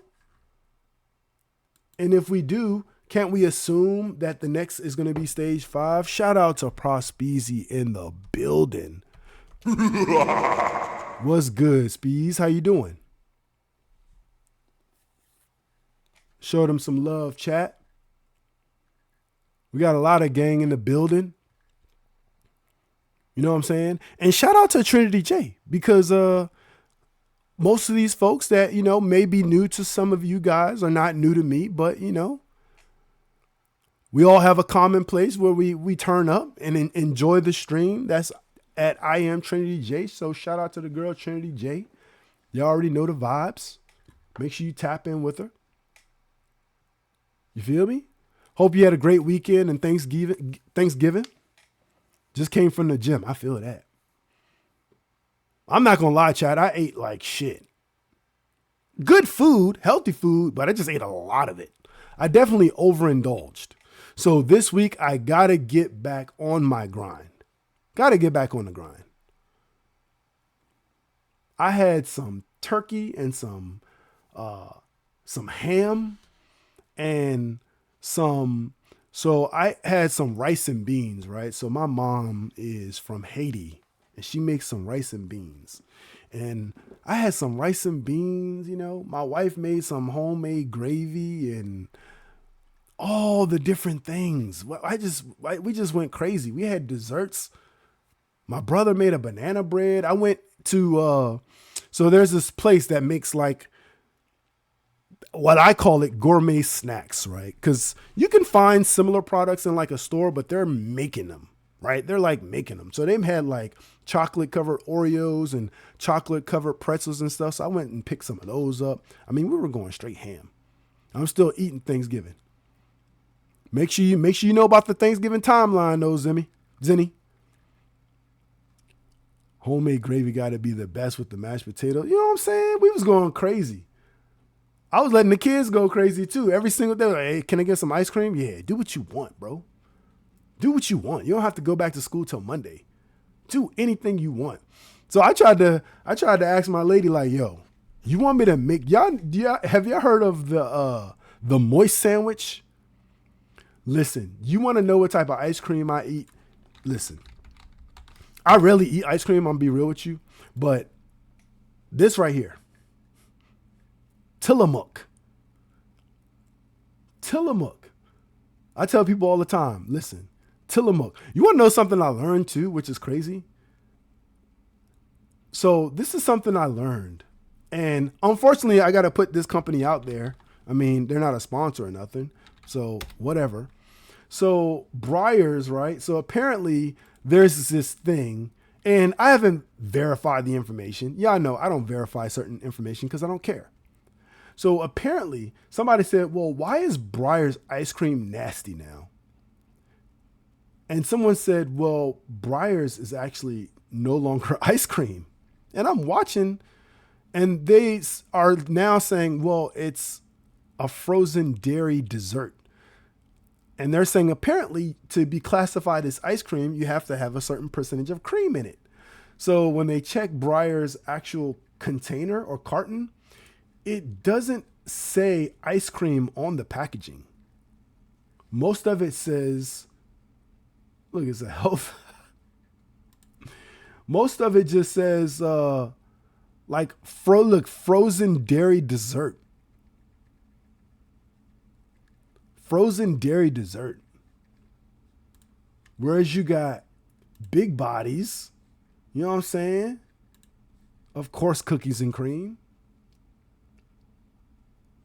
It says ice cream right on the packaging. That's crazy. That's absolutely crazy. So, yeah, the desserts and everything for Thanksgiving, I mean, we just went crazy. But I'm back on my grind. Shout out. Oh, and which flavor we had? So we bought 3. Because I hosted Thanksgiving at my crib. So we had the Oregon strawberry. We had the old fashioned vanilla. And then my son chose like the chocolate chip cookie dough. So we had 3 of them things. 3 of them.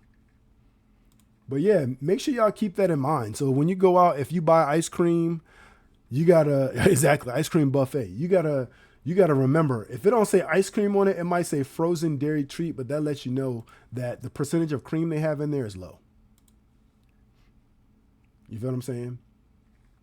But yeah, so what we were saying, the market cycle, right? So this top portion is going to look just like the market cycle. It's going to look just like the business cycle. But we can just assume that Bitcoin is now on a downtrend or a markdown, right? Classified as the demand wanes and negative sentiment returns. Prices begin to fall, leading to a bear market. This phase can be marked by panic and a significant drop in asset values, right? So we know, as we talked about last week, when the market panics and values start to drop, what happens? Fear. Remember we talked about greed and fear? But just like Thanksgiving. Thanksgiving is a time where people are greedy, right? But the fear starts to increase. Fear is absolutely real in all different aspects. So when the market starts to go down and people start to lose money, exactly, Bitcoin dropping today alone, almost $7,000. And then from the high back in October of 126,000, I mean, it's down. Look at this. It's down, chat, way down. So that's why we're learning about the cycles, because these are things to pay attention to. Accumulation, this is the bottom of the cycle where prices have stopped falling. Smart money and early adopters start buying at attractive prices, right? Again, where is it at? We're not saying this is the lowest it can go, but compared to where it's at the top, Can you imagine if it goes back? Somebody buy Bitcoin today for $86,000 and it goes back to 126. Come on. 40 racks? You talking about 40 racks? What should I invest in? It depends. I don't typically tell people what to invest in, but I'm just giving you an idea of how to look at all this stuff to determine and make a smart decision. And that's why we talk about cycles, right? Because the example I used last week, Zenny, is an example of VFC, right? What is VFC? Well, VFC is a company that manufactures North Faces, right? They manufacture North Faces. Let's go to this chart. And why is it important? Because look at this. When you talk about market cycles, I mean, look, they're down. But why are they down, right? Because they had to go through those summer months. Nobody's buying a North Face in the middle of the summer. Somebody is. Exactly, the jackets. So as it gets colder, what do people believe is going to happen? Look, as it's getting colder, the colder the weather gets, the more this thing goes up. They're selling North Face jackets, right? We showed other ways that you guys can look at this information too. Like if you go on stock charts, winter is coming exactly. So when you learn about the market cycles, the business cycles, all these different type of cycles, you'll learn what to look out for, right? So would it make sense? Somebody mentioned earlier, should I invest in Amazon?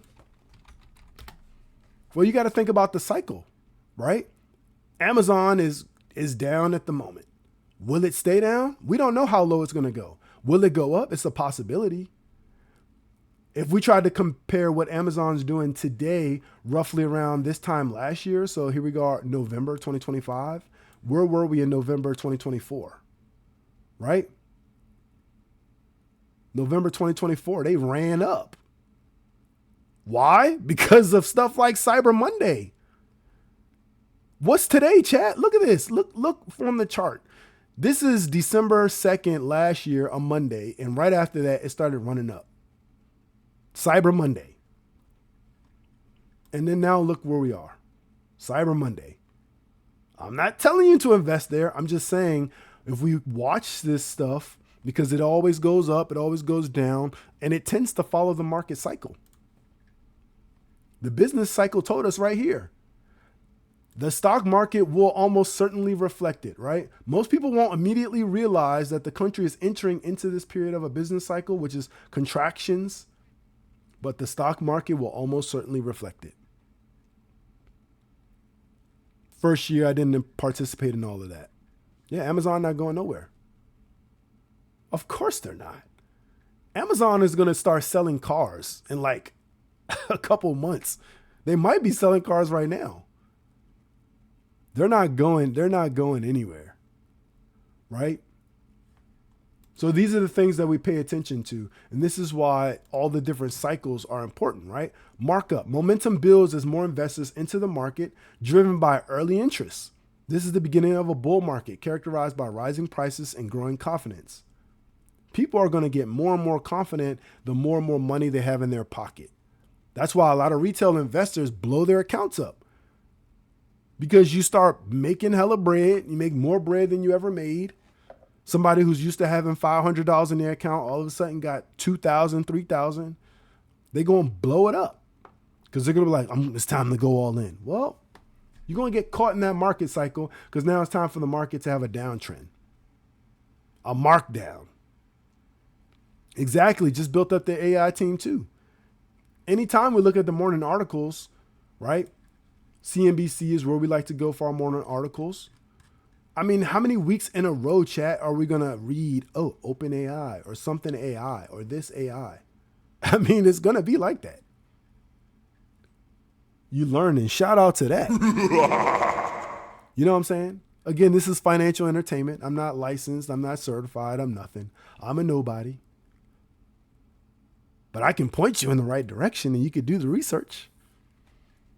Again, contraction, trough, that's the business cycle. And then when it comes to the market cycle, distribution and markdown. Prices stop rising as the market becomes highly reactive to news and early buyers begin to take profits. This phase can be characterized by high confidence, but a stalling of momentum. People ain't going to keep paying $6 for eggs. They're not. At some point, it's going to have to come down. People aren't going to keep paying $5, $6 for gas. It's going to have to come down. And if you don't, then I'm going to buy an electric car. This is distribution phase, characterized by high confidence, but a stalling of momentum. Right? Then the markdown as demand wanes, whatever, a negative sentiment returns, prices begin to fall, leading to a bear market. This phase can be marked by panic and a significant drop in asset values. Some people may sell all their investments because they see the market tick down like a half a point, or they never check the stock market, and the day they decide to go on there, it's red. They're panicking. Fear sets in. Then real investors got to be greedy when others are fearful, right? So why market cycles are important, right? The profit potential. Never panic. As they would say, have diamond hands, right? So understanding the cycle can help traders and investors make more profitable decisions by timing their trades with market trends. If you're somebody who's heavy in Bitcoin, right? Here's what you can do as a starting point for your journey. This is just a starting point, chat. So the first thing is look at the chart. I mean, the chart tells you a lot. This is getting straight up clapped. So if you like to invest in Bitcoin, why would now not be a good opportunity to do that when you know it's already reached a high of 126? Are you telling yourself that Bitcoin's never going to hit a high again? Or are you just scared that if you invest now, it could drop to 75,000? Either are true. But let me show you something that a lot of people don't think about. The circulating supply, right? So whenever you look at any cryptocurrency, you can actually look at the circulating supply. So for Bitcoin, it says 19.96 million, right? If we go to the overview, Bitcoin is a cryptocurrency launched in 2010. Users are able to generate Bitcoin through the process of mining. Bitcoin has a current supply of 19.9 million, right? 19,956,206 to be exact. The last known price of Bitcoin, $86,744 and some change, down over 5% over the last 24 hours. It's currently trading on 12,489 active markets. $63 million traded over the last 24 hours, chat. Why am I pointing this out? Because the circulating supply of a currency changes, right? Some of them have a finite supply, right? As you can see here, a max supply of 21 million. That's what makes Bitcoin more stable than other coins. I don't know, give me a coin such as like, look at Ethereum, right? They don't have a max supply listed. Current circulating supply is currently at almost 121 million. You think eventually Bitcoin will be dominant as preferred currency? I think cryptocurrency in general, and I think just like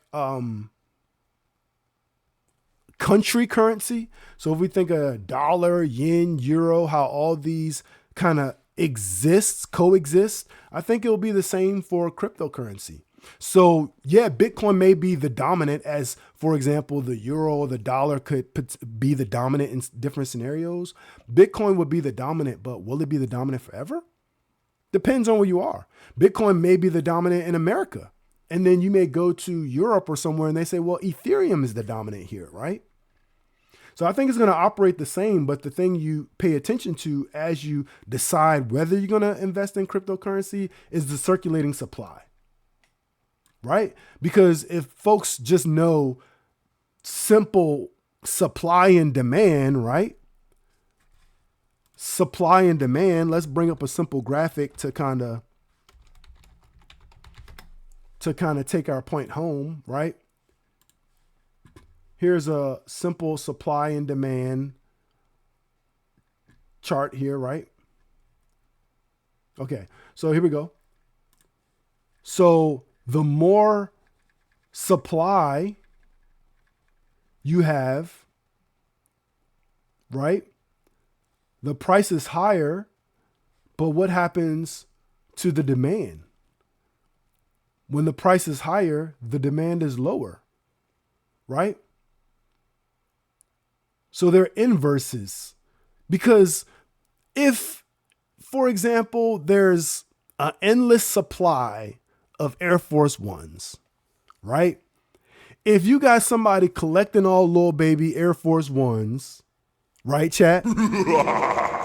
And they're selling them once, worn one time, icy white, and they're selling them for $10. How hard is it going to be for Nike or other stores or people who resell icy white Air Forces to make money? The demand is going to go down because it's going to be so much of a supply. Like, why would I buy it from you when I can buy once worn from this dude who's selling little baby Air Forces? They're legit, they're real, they're clean for way lower, right? So think about that with the currency as well, because when you have people, not people, but when you have currencies like Ethereum and they're not listing a max supply, right? They're telling you the current supply almost $121 million. When you check this later or you check this tomorrow, whenever the case is, let's go back, check it again, right? When you check this and it tells you about the supply, if the supply goes up, what's going to happen to the price? The price is going to start to go down because it's a lot in circulation. Price may increase initially, but eventually it's going to start to go down. It's going to start to have a markdown. Like when Jordans release, right? They start off retail price. This is the price of Jordans. Then all of a sudden they stay going higher and higher, right? Just like this chart. And then all of a sudden they crash because the supply is too large. But if it's a low supply, then the demand goes up, right? So it's a cycle as well. So think about that when you're investing in cryptocurrency as well, because if you have Dogecoin or some other, what they call meme coin, where the circulating supply is, look, in the billions, 152. I mean, that's obvious why this is nowhere near the value of Bitcoin. This fluctuates between 40 cents and 1 cent? Right? Yeah, that Doge boom, but even in that boom, it only went up to like 40 cents. Why is that? Because look at the supply. There's a max supply. Who remembers Hawk Tuah, right? Hawk Tuah, spit on that thing. Who remembers her, right? So if you remember her, then you know when they came out with that meme coin, they were, I don't know the full story, but they're saying, hey, Hawk Tuah girl is in trouble because it ran up and they rug pulled, right? The supply went crazy and then the prices dropped. But at that time where it ran up, they basically drained the equity out of the market. You could think of that the same way for cryptocurrency. You can think of that with equities. It's the supply. How do you correlate circulating supply for a cryptocurrency to an equity like an Amazon? Well, if a company does a stock split, that chart wants to be an ass today. That's fine. Let's go to somebody tell me the ticker for Chipotle. CMG. Rose 911, her dev team rug pulled her coin and then she had to face legal issues. Exactly. Shout out to Rose for entering the chat. Feel free to leave the door open behind you. We appreciate you coming through with the knowledge. Shout out to Rose. Exactly. That's why I said we can't say it was her, but it was somebody. Rug pulled. They saw that coin running up. They looked at their accounts and they were like, listen, I needs all that. You feel me? I needs all of that. Not saying this is what Chipotle did. We don't want to compare the two, but when you do a stock split, right? They did a stock split 50-1. For every 50 shares you have, we'll give you one. We'll give you one, or for every one share you have, we'll give you 50. A stock split versus a reverse stock split. But when they do that, they drastically drop the price, right? Chipotle was trading at what? $1,000+? We got to pay attention to this stuff, but it all aligns, right? So the importance of the business cycle. I'm sorry. Let's go back to the market cycle.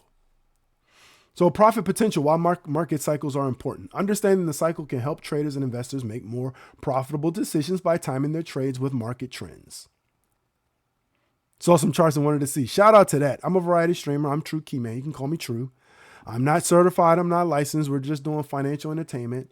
I just like to bring up information, point people in different directions, and then let people do their own due diligence. Let people do their own due diligence.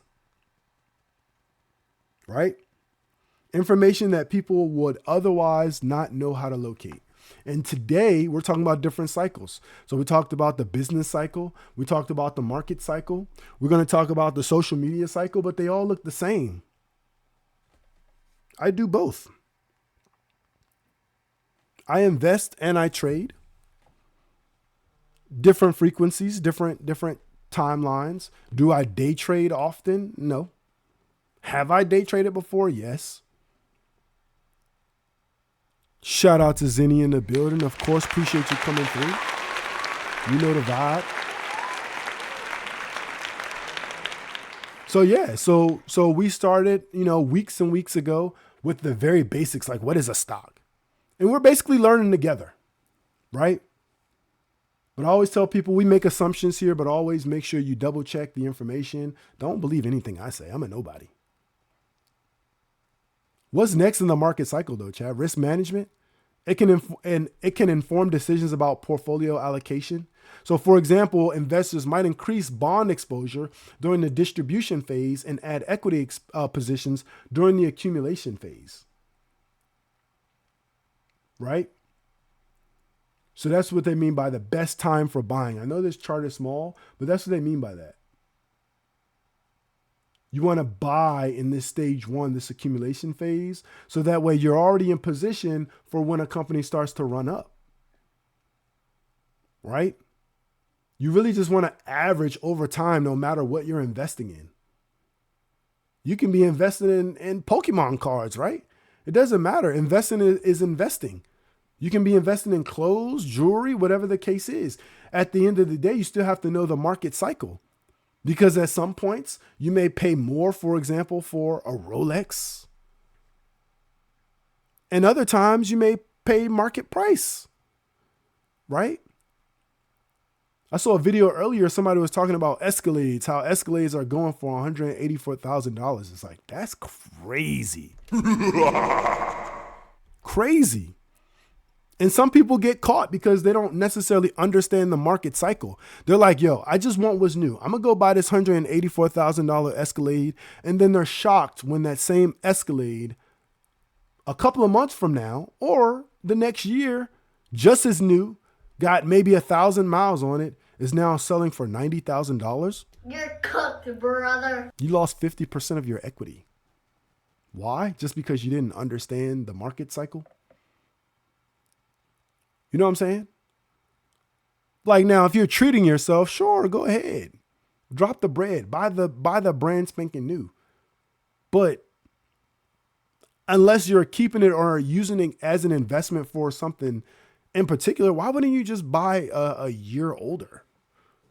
Not telling nobody what to do, but if you're going to get a brand new Escalade, either pay $184,000 for it or wait a little bit and pay $90,000. My pops was trying to buy one. I told him, don't do that. Facts. Or just get a 2024, which is already going to probably be marked down 60+%. And then if you want the new one, trade it in. After you lose 50%, after it goes down 50% in value, it may take another year or two before it drops some more. But unless it's a collectible, it's probably going to keep dropping. That's why I'm a firm believer of Bitcoin reaching 1 million per coin in a couple of years. Exactly. We can't say what it will and won't do, but what we do know is that Bitcoin has a finite supply. People think it's crazy, but I tell people all the time, if you want to buy Bitcoin, buy a Satoshi. If you don't have $86,000, buy a Satoshi. What is a Satoshi? It's basically a piece of a Bitcoin. Me and Ice were in here and we said many a times, this is one Satoshi. Y'all see this number? 0.000000001 of a Bitcoin, right? You might put in $1 and somewhere down the line, that $1 might be worth $100. I can't give you an exact value. I'm just giving you an example. Buy what you can afford if you want to invest. There's nothing wrong. People think that, oh, I can't invest in Bitcoin because I don't have $86,000 right now to put in Bitcoin. But if you put in $1 and it goes up to 126,000, even that dollar you put in is going to be worth more. Rose got an entry price of $29K. Is Rose more likely to buy Bitcoin at this moment versus 126? If Rose got an entry at 29K, they're probably going to buy at both. I'm going to buy it when it's 86K. I'm going to buy it when it's 126K. Why? Because I think it's going to go to 1 million. And if it goes to 1 million, I'm going to be just sitting on bread. Parking on people's grass with my Lambo like, shit, how much is grass? Shit, $5. Shit, I ain't no grass, man. A big You feel me? I ain't no grass, man. Flexing on them. God damn! That's how you read it. That's how you watch the market cycle. But risk management, again, can inform decisions about portfolio allocation.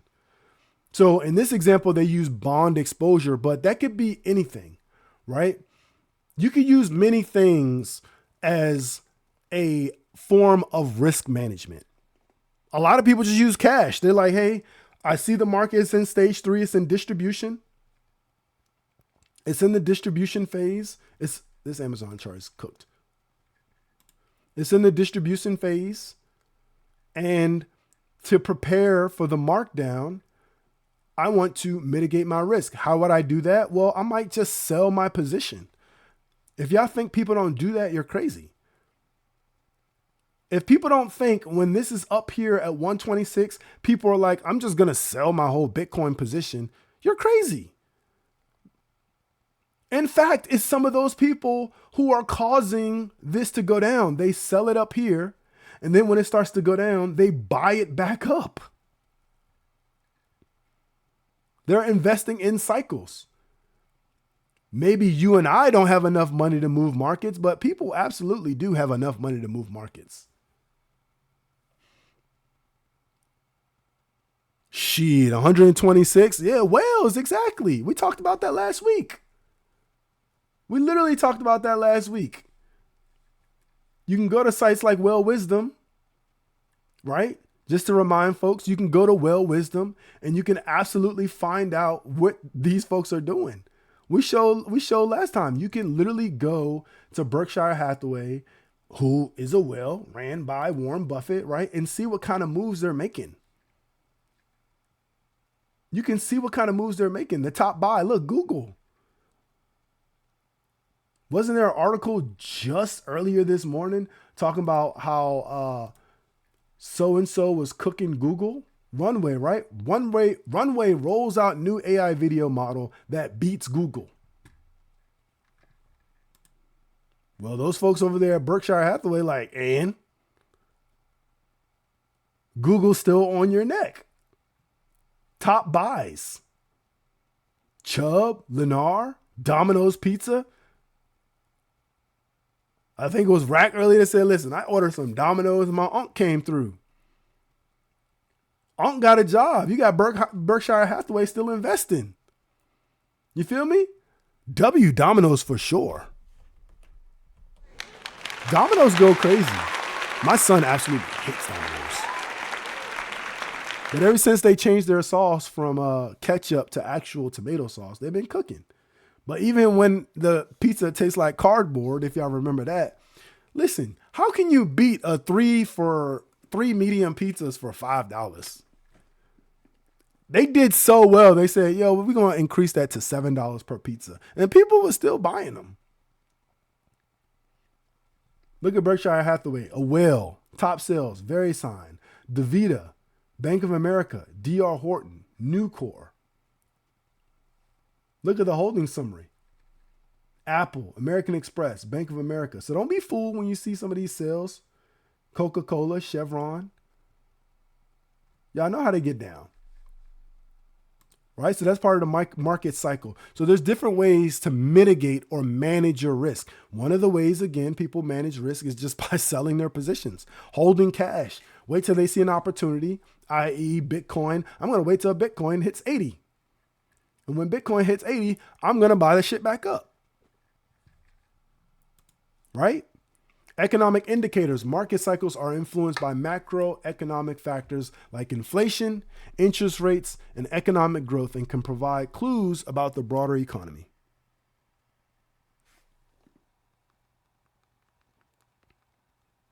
Clues about the broader economy, chat. Influenced by macroeconomic factors like inflation. So we talked about this. How can we really find out beyond the increase or decrease to inflation by listening to your Federal Chair Jerome Powell speak or checking the Treasury rates, right? We talked about this before. How do we know how inflation and interest rates are really affecting economic growth? Well, you can look at things like the Beige Book. You can literally read it. It's published all the time. The Beige Book. Let's give folks a link to the Beige Book. We're going to put it right in the chat. 2025 chat. The most recent Beige Book, November 26th, the day before Thanksgiving. So while everybody's stuffing their face, there's some people out here reading the Beige Book because they got a brand new copy to read during Thanksgiving. While they're eating their food, they can read the Beige Book.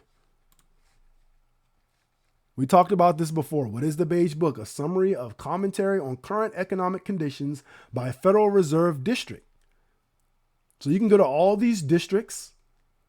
If we wanted to be like, yo, let's go and look up Dallas because the Cowboys are absolutely clapping for the last 3 games in a row.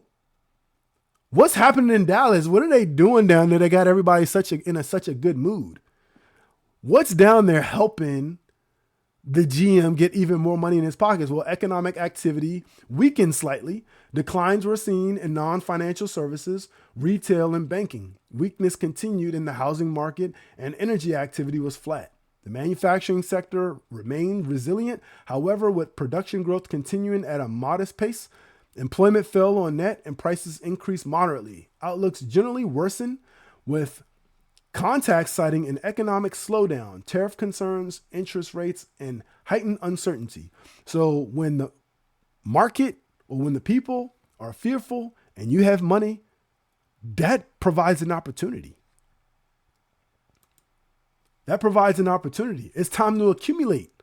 I just got my new contract. I just got signed to the Cowboys. What I'm going to do first? Oh, the house is cheap down here.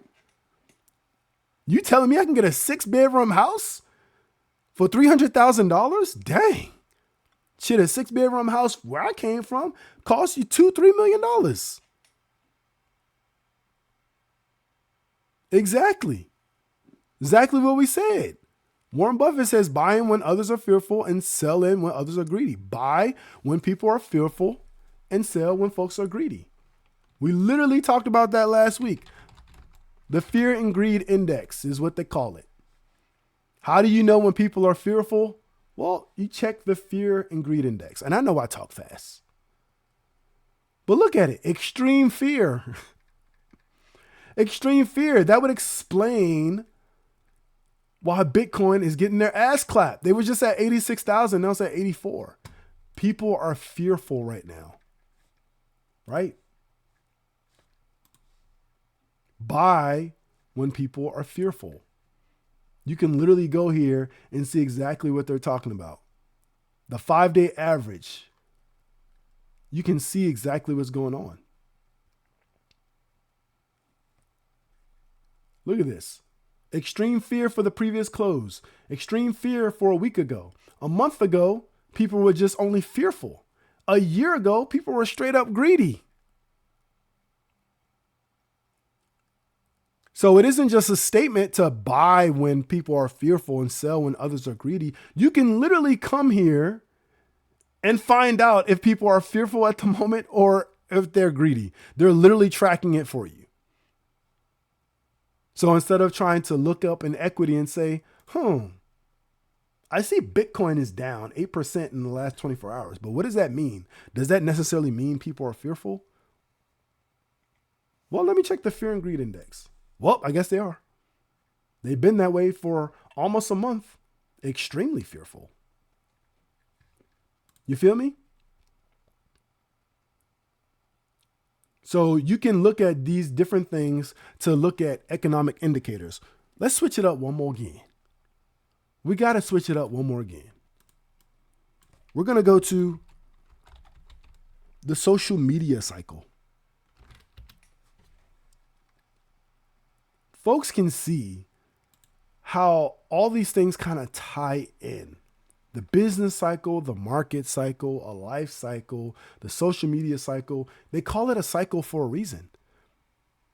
There's a pattern. It keeps doing the same thing over and over. But it does take a little bit of research to find out in what stage is said cycle. The social media cycle is a continuous process for both users and marketers, often involving stages like listening to understand conversations, planning goals, creating and sharing content, engaging with an audience, and then analyzing performance to repeat the cycle. For individuals, the cycle can be about the pattern of initial interaction, building relevance and trust, and then conversion, which then loops back for initial interaction. For marketers and businesses, the first thing is listening and observing. So monitoring social media for mentions of your brand, industry trends, and customer feedback, right? Movies do it too. Remember when everybody shitted on Sonic and they changed it? Made Sonic look a little bit more cartoony and real that people recognize? Same thing that Instagram and Facebook and all these social medias do. They listen to what people are saying. Then next, they observe how people are responding to maybe a change. Then they set a goal and a strategy, defining clear, measurable objectives based on the observations and overall business goals. People are really loving short form content. So why wouldn't we start highlighting Reels a little bit more? People love Twitter. People love X. Why wouldn't we make a Threads to continue to compete? Then content creation and curation, developing and gathering relevant and valuable content for your target audience. If y'all don't think Instagram is also making content, and Facebook and all these folks are also making content while also looking at the content we create to further develop and gather relevant information, come on now. If you don't think so, You're cooked, brother. you're cooked. Nigga, is this your first day on Earth? Can't be. Implementation and publishing. Scheduling and publishing your content across the selected platforms to reach your audience. Right? This is what's happening. Engagement, monitoring and analysis, tracking key metrics to measure success against your goals and identify areas for improvement. Even Twitch allows you to do that right on the platform. Here's all the shit you've been doing. Here's all the things that you've been doing right. Here's where you should change. They give you the opportunity to look at this information and make informed decisions. But this is a cycle. This is a social media cycle. Because then after that comes the tuning, adjusting your strategy, based on your analysis to optimize performance for the next cycle. Different wording, but damn sure the same. It's a cycle. Just like you have the market cycle, just like you have the business cycle. Once you understand where you are in the cycle and you start to track and look for key indicators, that makes you a beast. That makes you, when you're investing in your craft, such as content creation, you start to learn more and more what people want. You ever notice how some of maybe your favorite creators used to play a certain game all the time and then stopped? Used to talk about a certain subject and stopped? Used to do IRL but don't, or vice versa? They may be checking analytics and be like, you know what? The crowd that I've been catering to is not necessarily one that wants to see me do this. Or maybe they want to see me do this in a specific way. They want to see me talk shit. They want to see me be a sweat in the game. These are all the different cycles. And when you start to really look deep into what that means, you can start to tune or fine tune your craft. Right? You guys seen me do some stuff like that here. W cycles. Exactly. W.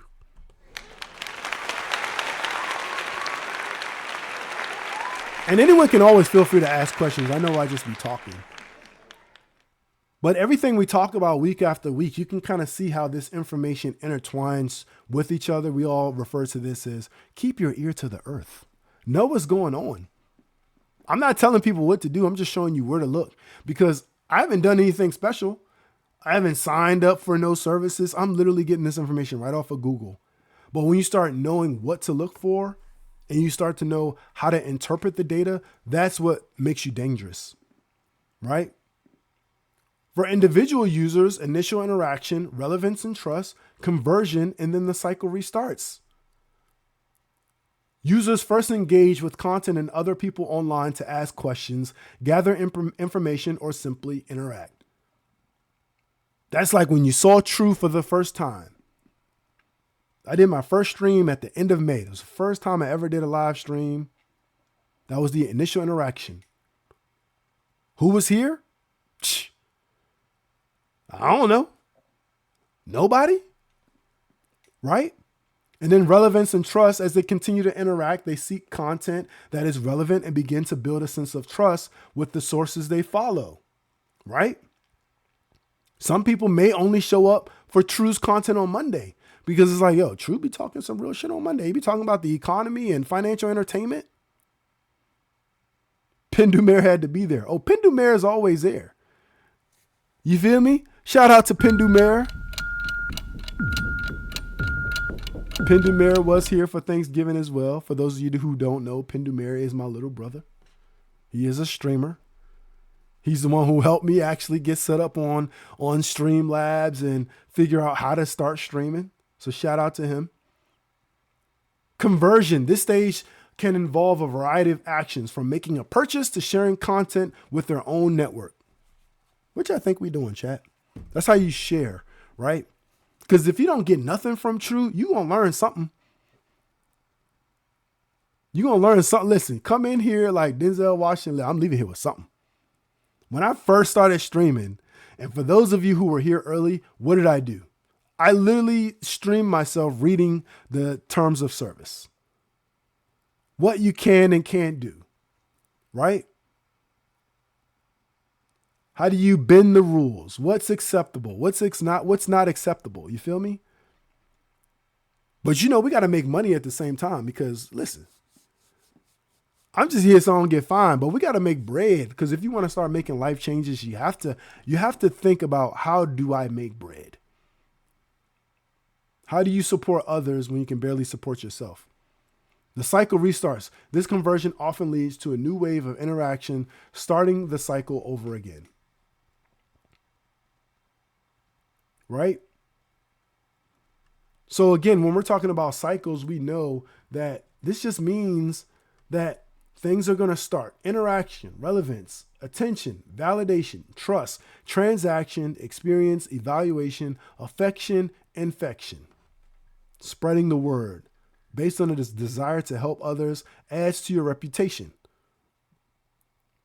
In the form of Twitch, that can mean someone rating you, someone rating your channel. They like, hey, I chose this person because I think the people in my community may like this person as well. I'm going to raid you, show you some love. The chat's going to show you some love. I'm going to shout you out, tell you, hey, go follow this person, go give this person some love, whatever. Word of mouth. Exactly. I was live troubleshooting. You feel me? So it's important to really understand these cycles. Exactly. W support. You need support. But you'll also learn that not everyone who you believe supports you actually supports you. There's nothing wrong with it. Right? Difference of opinions. I'm not going to support this person for XYZ. But that's where you fall short. Right? That's where you fall short.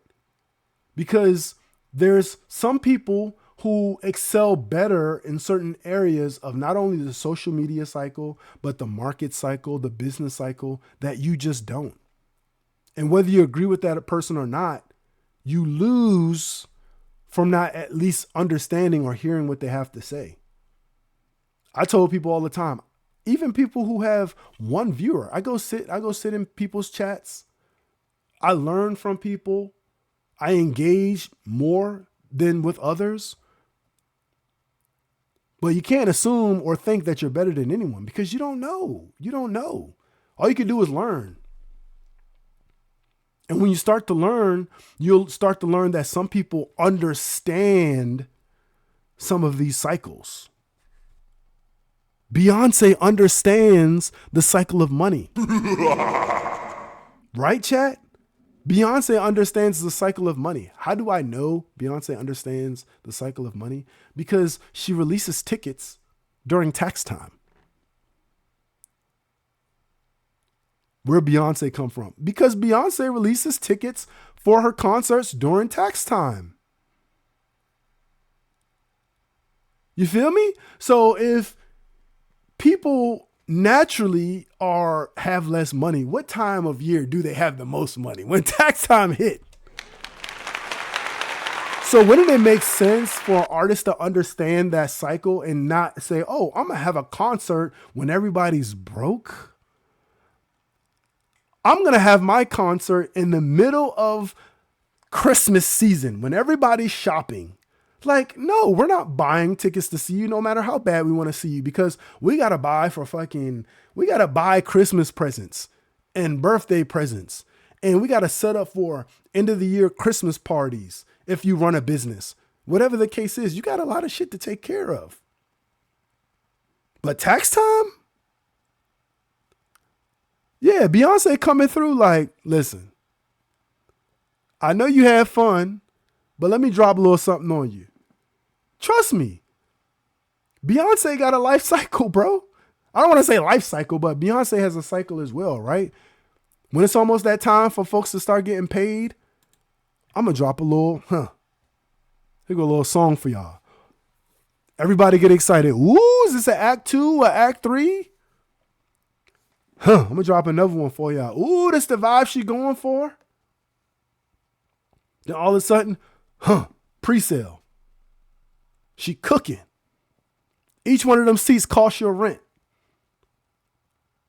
People fighting to get those seats. That's just smart business. That's just smart business. And you can be smart as an investor, whether you're a whale, a hedge fund, a retail investor, simply by understanding these cycles. Right? Understanding these cycles. Seeding, nurturing, harvesting, spreading. Because you never know, right? Again, shout out to Pindu Mayor, but Pindu Mayor was one who told me, he said, listen, when you start your streaming journey, just cook. That's it.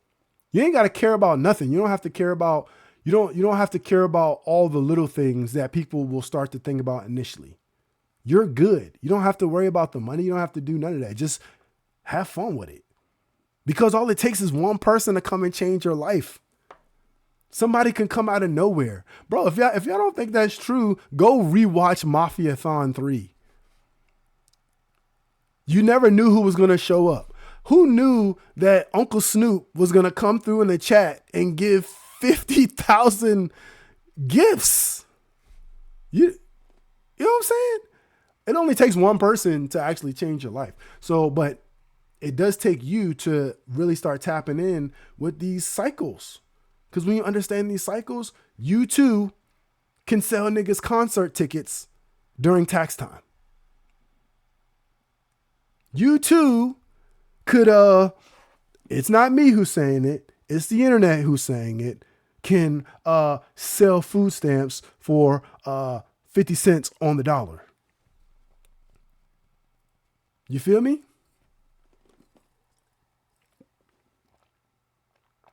But that's the vibe. That's the absolute vibe, chat. Market cycles. You learn that. You learn market cycles, and then all of a sudden, you start looking up any equity, and you correlate to other information that you may or may not have learned here when it comes to seasonality, right? Notice how we just played on seasonality, chat. We talked about seasonality and we talked about the VIX, the volatility index last week. And now we're talking about business cycles, market cycles. Why is that? Why is that? Everything moves in a cycle, right? Think about earnings reports. We talked about that before. Look at these charts. All of these charts mimic these business cycles. They mimic the market cycles.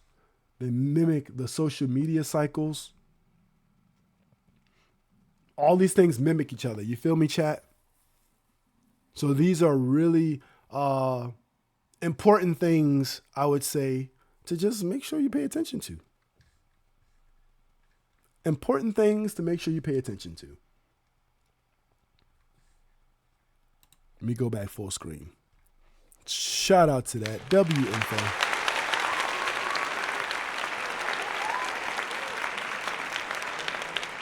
WInfo. You got it here. You feel me? You got your info here. That is the vibe. That is the absolute vibe. So yeah, chat, I will share that, again, it is Sag season. My birthday is tomorrow. And I don't normally do this, but I said, I'm not working. I'm not working today. I'm not working tomorrow. Just because it's like, I just want to chill. I just want to do my own thing. I want to relax, get my mind right, figure out exactly, what's what. Exactly. Nothing wrong with that. You got to be thankful. And during this time, who knows what I might do? I might pop back on and stream. I might, there's a few things, who knows? But that's what I have for y'all on Monday. Listen, we cooked with that. We cooked with that one. You feel me? My birthday is tomorrow. My birthday is tomorrow. I'm probably going to do a stream tomorrow. We're going to see what I do. We're going to see what I do. I don't know what I'm going to come up with. Because I just be living life. You know what I'm saying? I appreciate the birthday love. Appreciate the birthday love. It's a party. I might just come on and pop a bottle of champagne. Who knows? Who knows? You feel me? But I definitely got to get my mind right. I took a little bit of time off so I could just sit in my thoughts, maybe wander about town. Who knows? Who knows what's going to happen? You know what I'm saying? But today, we went ham. Y'all know I normally stream for about an hour and a half, but we cooked for 2.5 hours today. Y'all gotta watch the VODs. Make sure you tap in with the previous Mondays. Make sure you tap in with the future streams. I'm definitely streaming this week for sure. I took a break for Thanksgiving. I had to. And I got to do it all over again for Christmas. Yep. So I need to make some little upgrades, change. So for those who are wondering, I had to test my old intro again because that new intro I was doing, it was muting the beginning of my VODs. So I pretty much learned, like, don't do that. And that was when Anjuna, which was surprising. If y'all know, Anjuna Beats, you can actually, according to Twitch, you can play that music on your stream without getting muted. And I don't typically get muted, but I played it in the beginning and maybe my face wasn't on camera because I normally start the stream off with my camera off, but maybe that's why I got muted. But I don't know, chat. Ice cream buffet again. We gonna see. Because I ain't got nowhere to be. I ain't got nothing special. I might show you guys all the... I got hella Christmas trees up in my house. I think right now, let's see.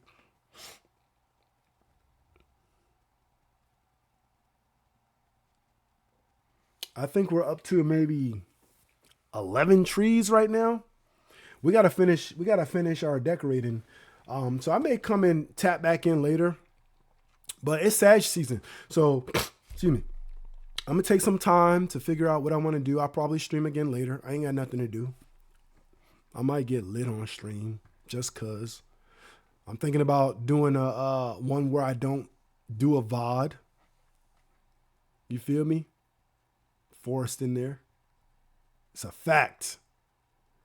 That's a fact. W stream, appreciate that.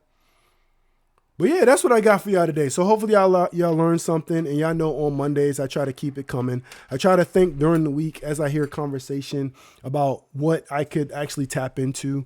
And it may be interesting to some people, especially if you guys have been around since I started doing these financial entertainment segments. But if you haven't noticed, I'm not going to say I know a lot of information because disclaimer, I told y'all I'm a nobody.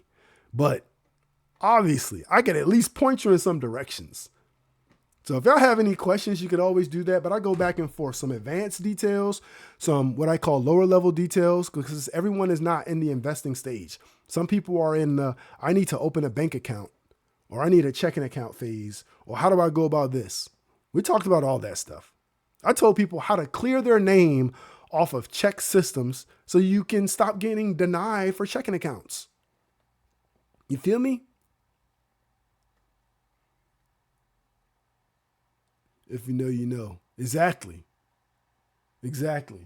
WPS4. Yeah, I got the PS4.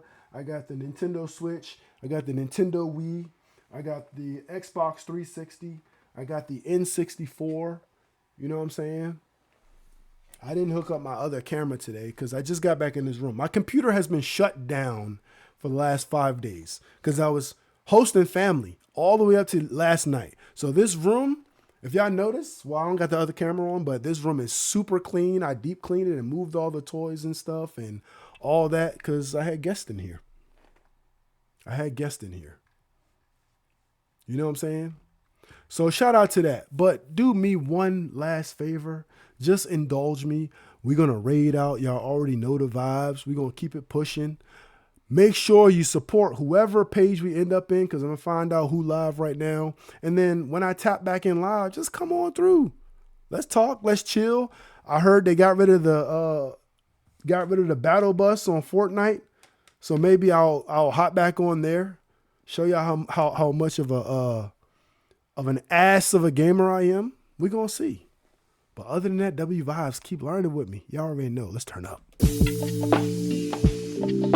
Let's go. Y'all already know the vibes. So unless they start muting these intros and outros that I have, listen. This is how we gotta get it going. You feel me? I was like, who are all these people?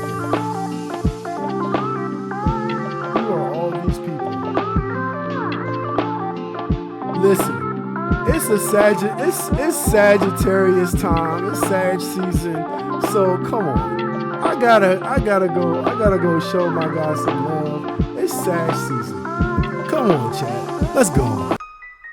Let's go.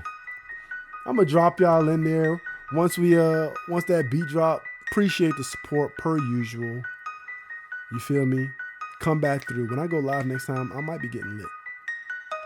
But I am gonna be training this week. Y'all know I train 4 times a week. I gotta get back on it.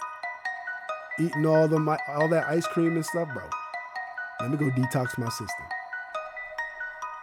We're gonna turn up. Let's go.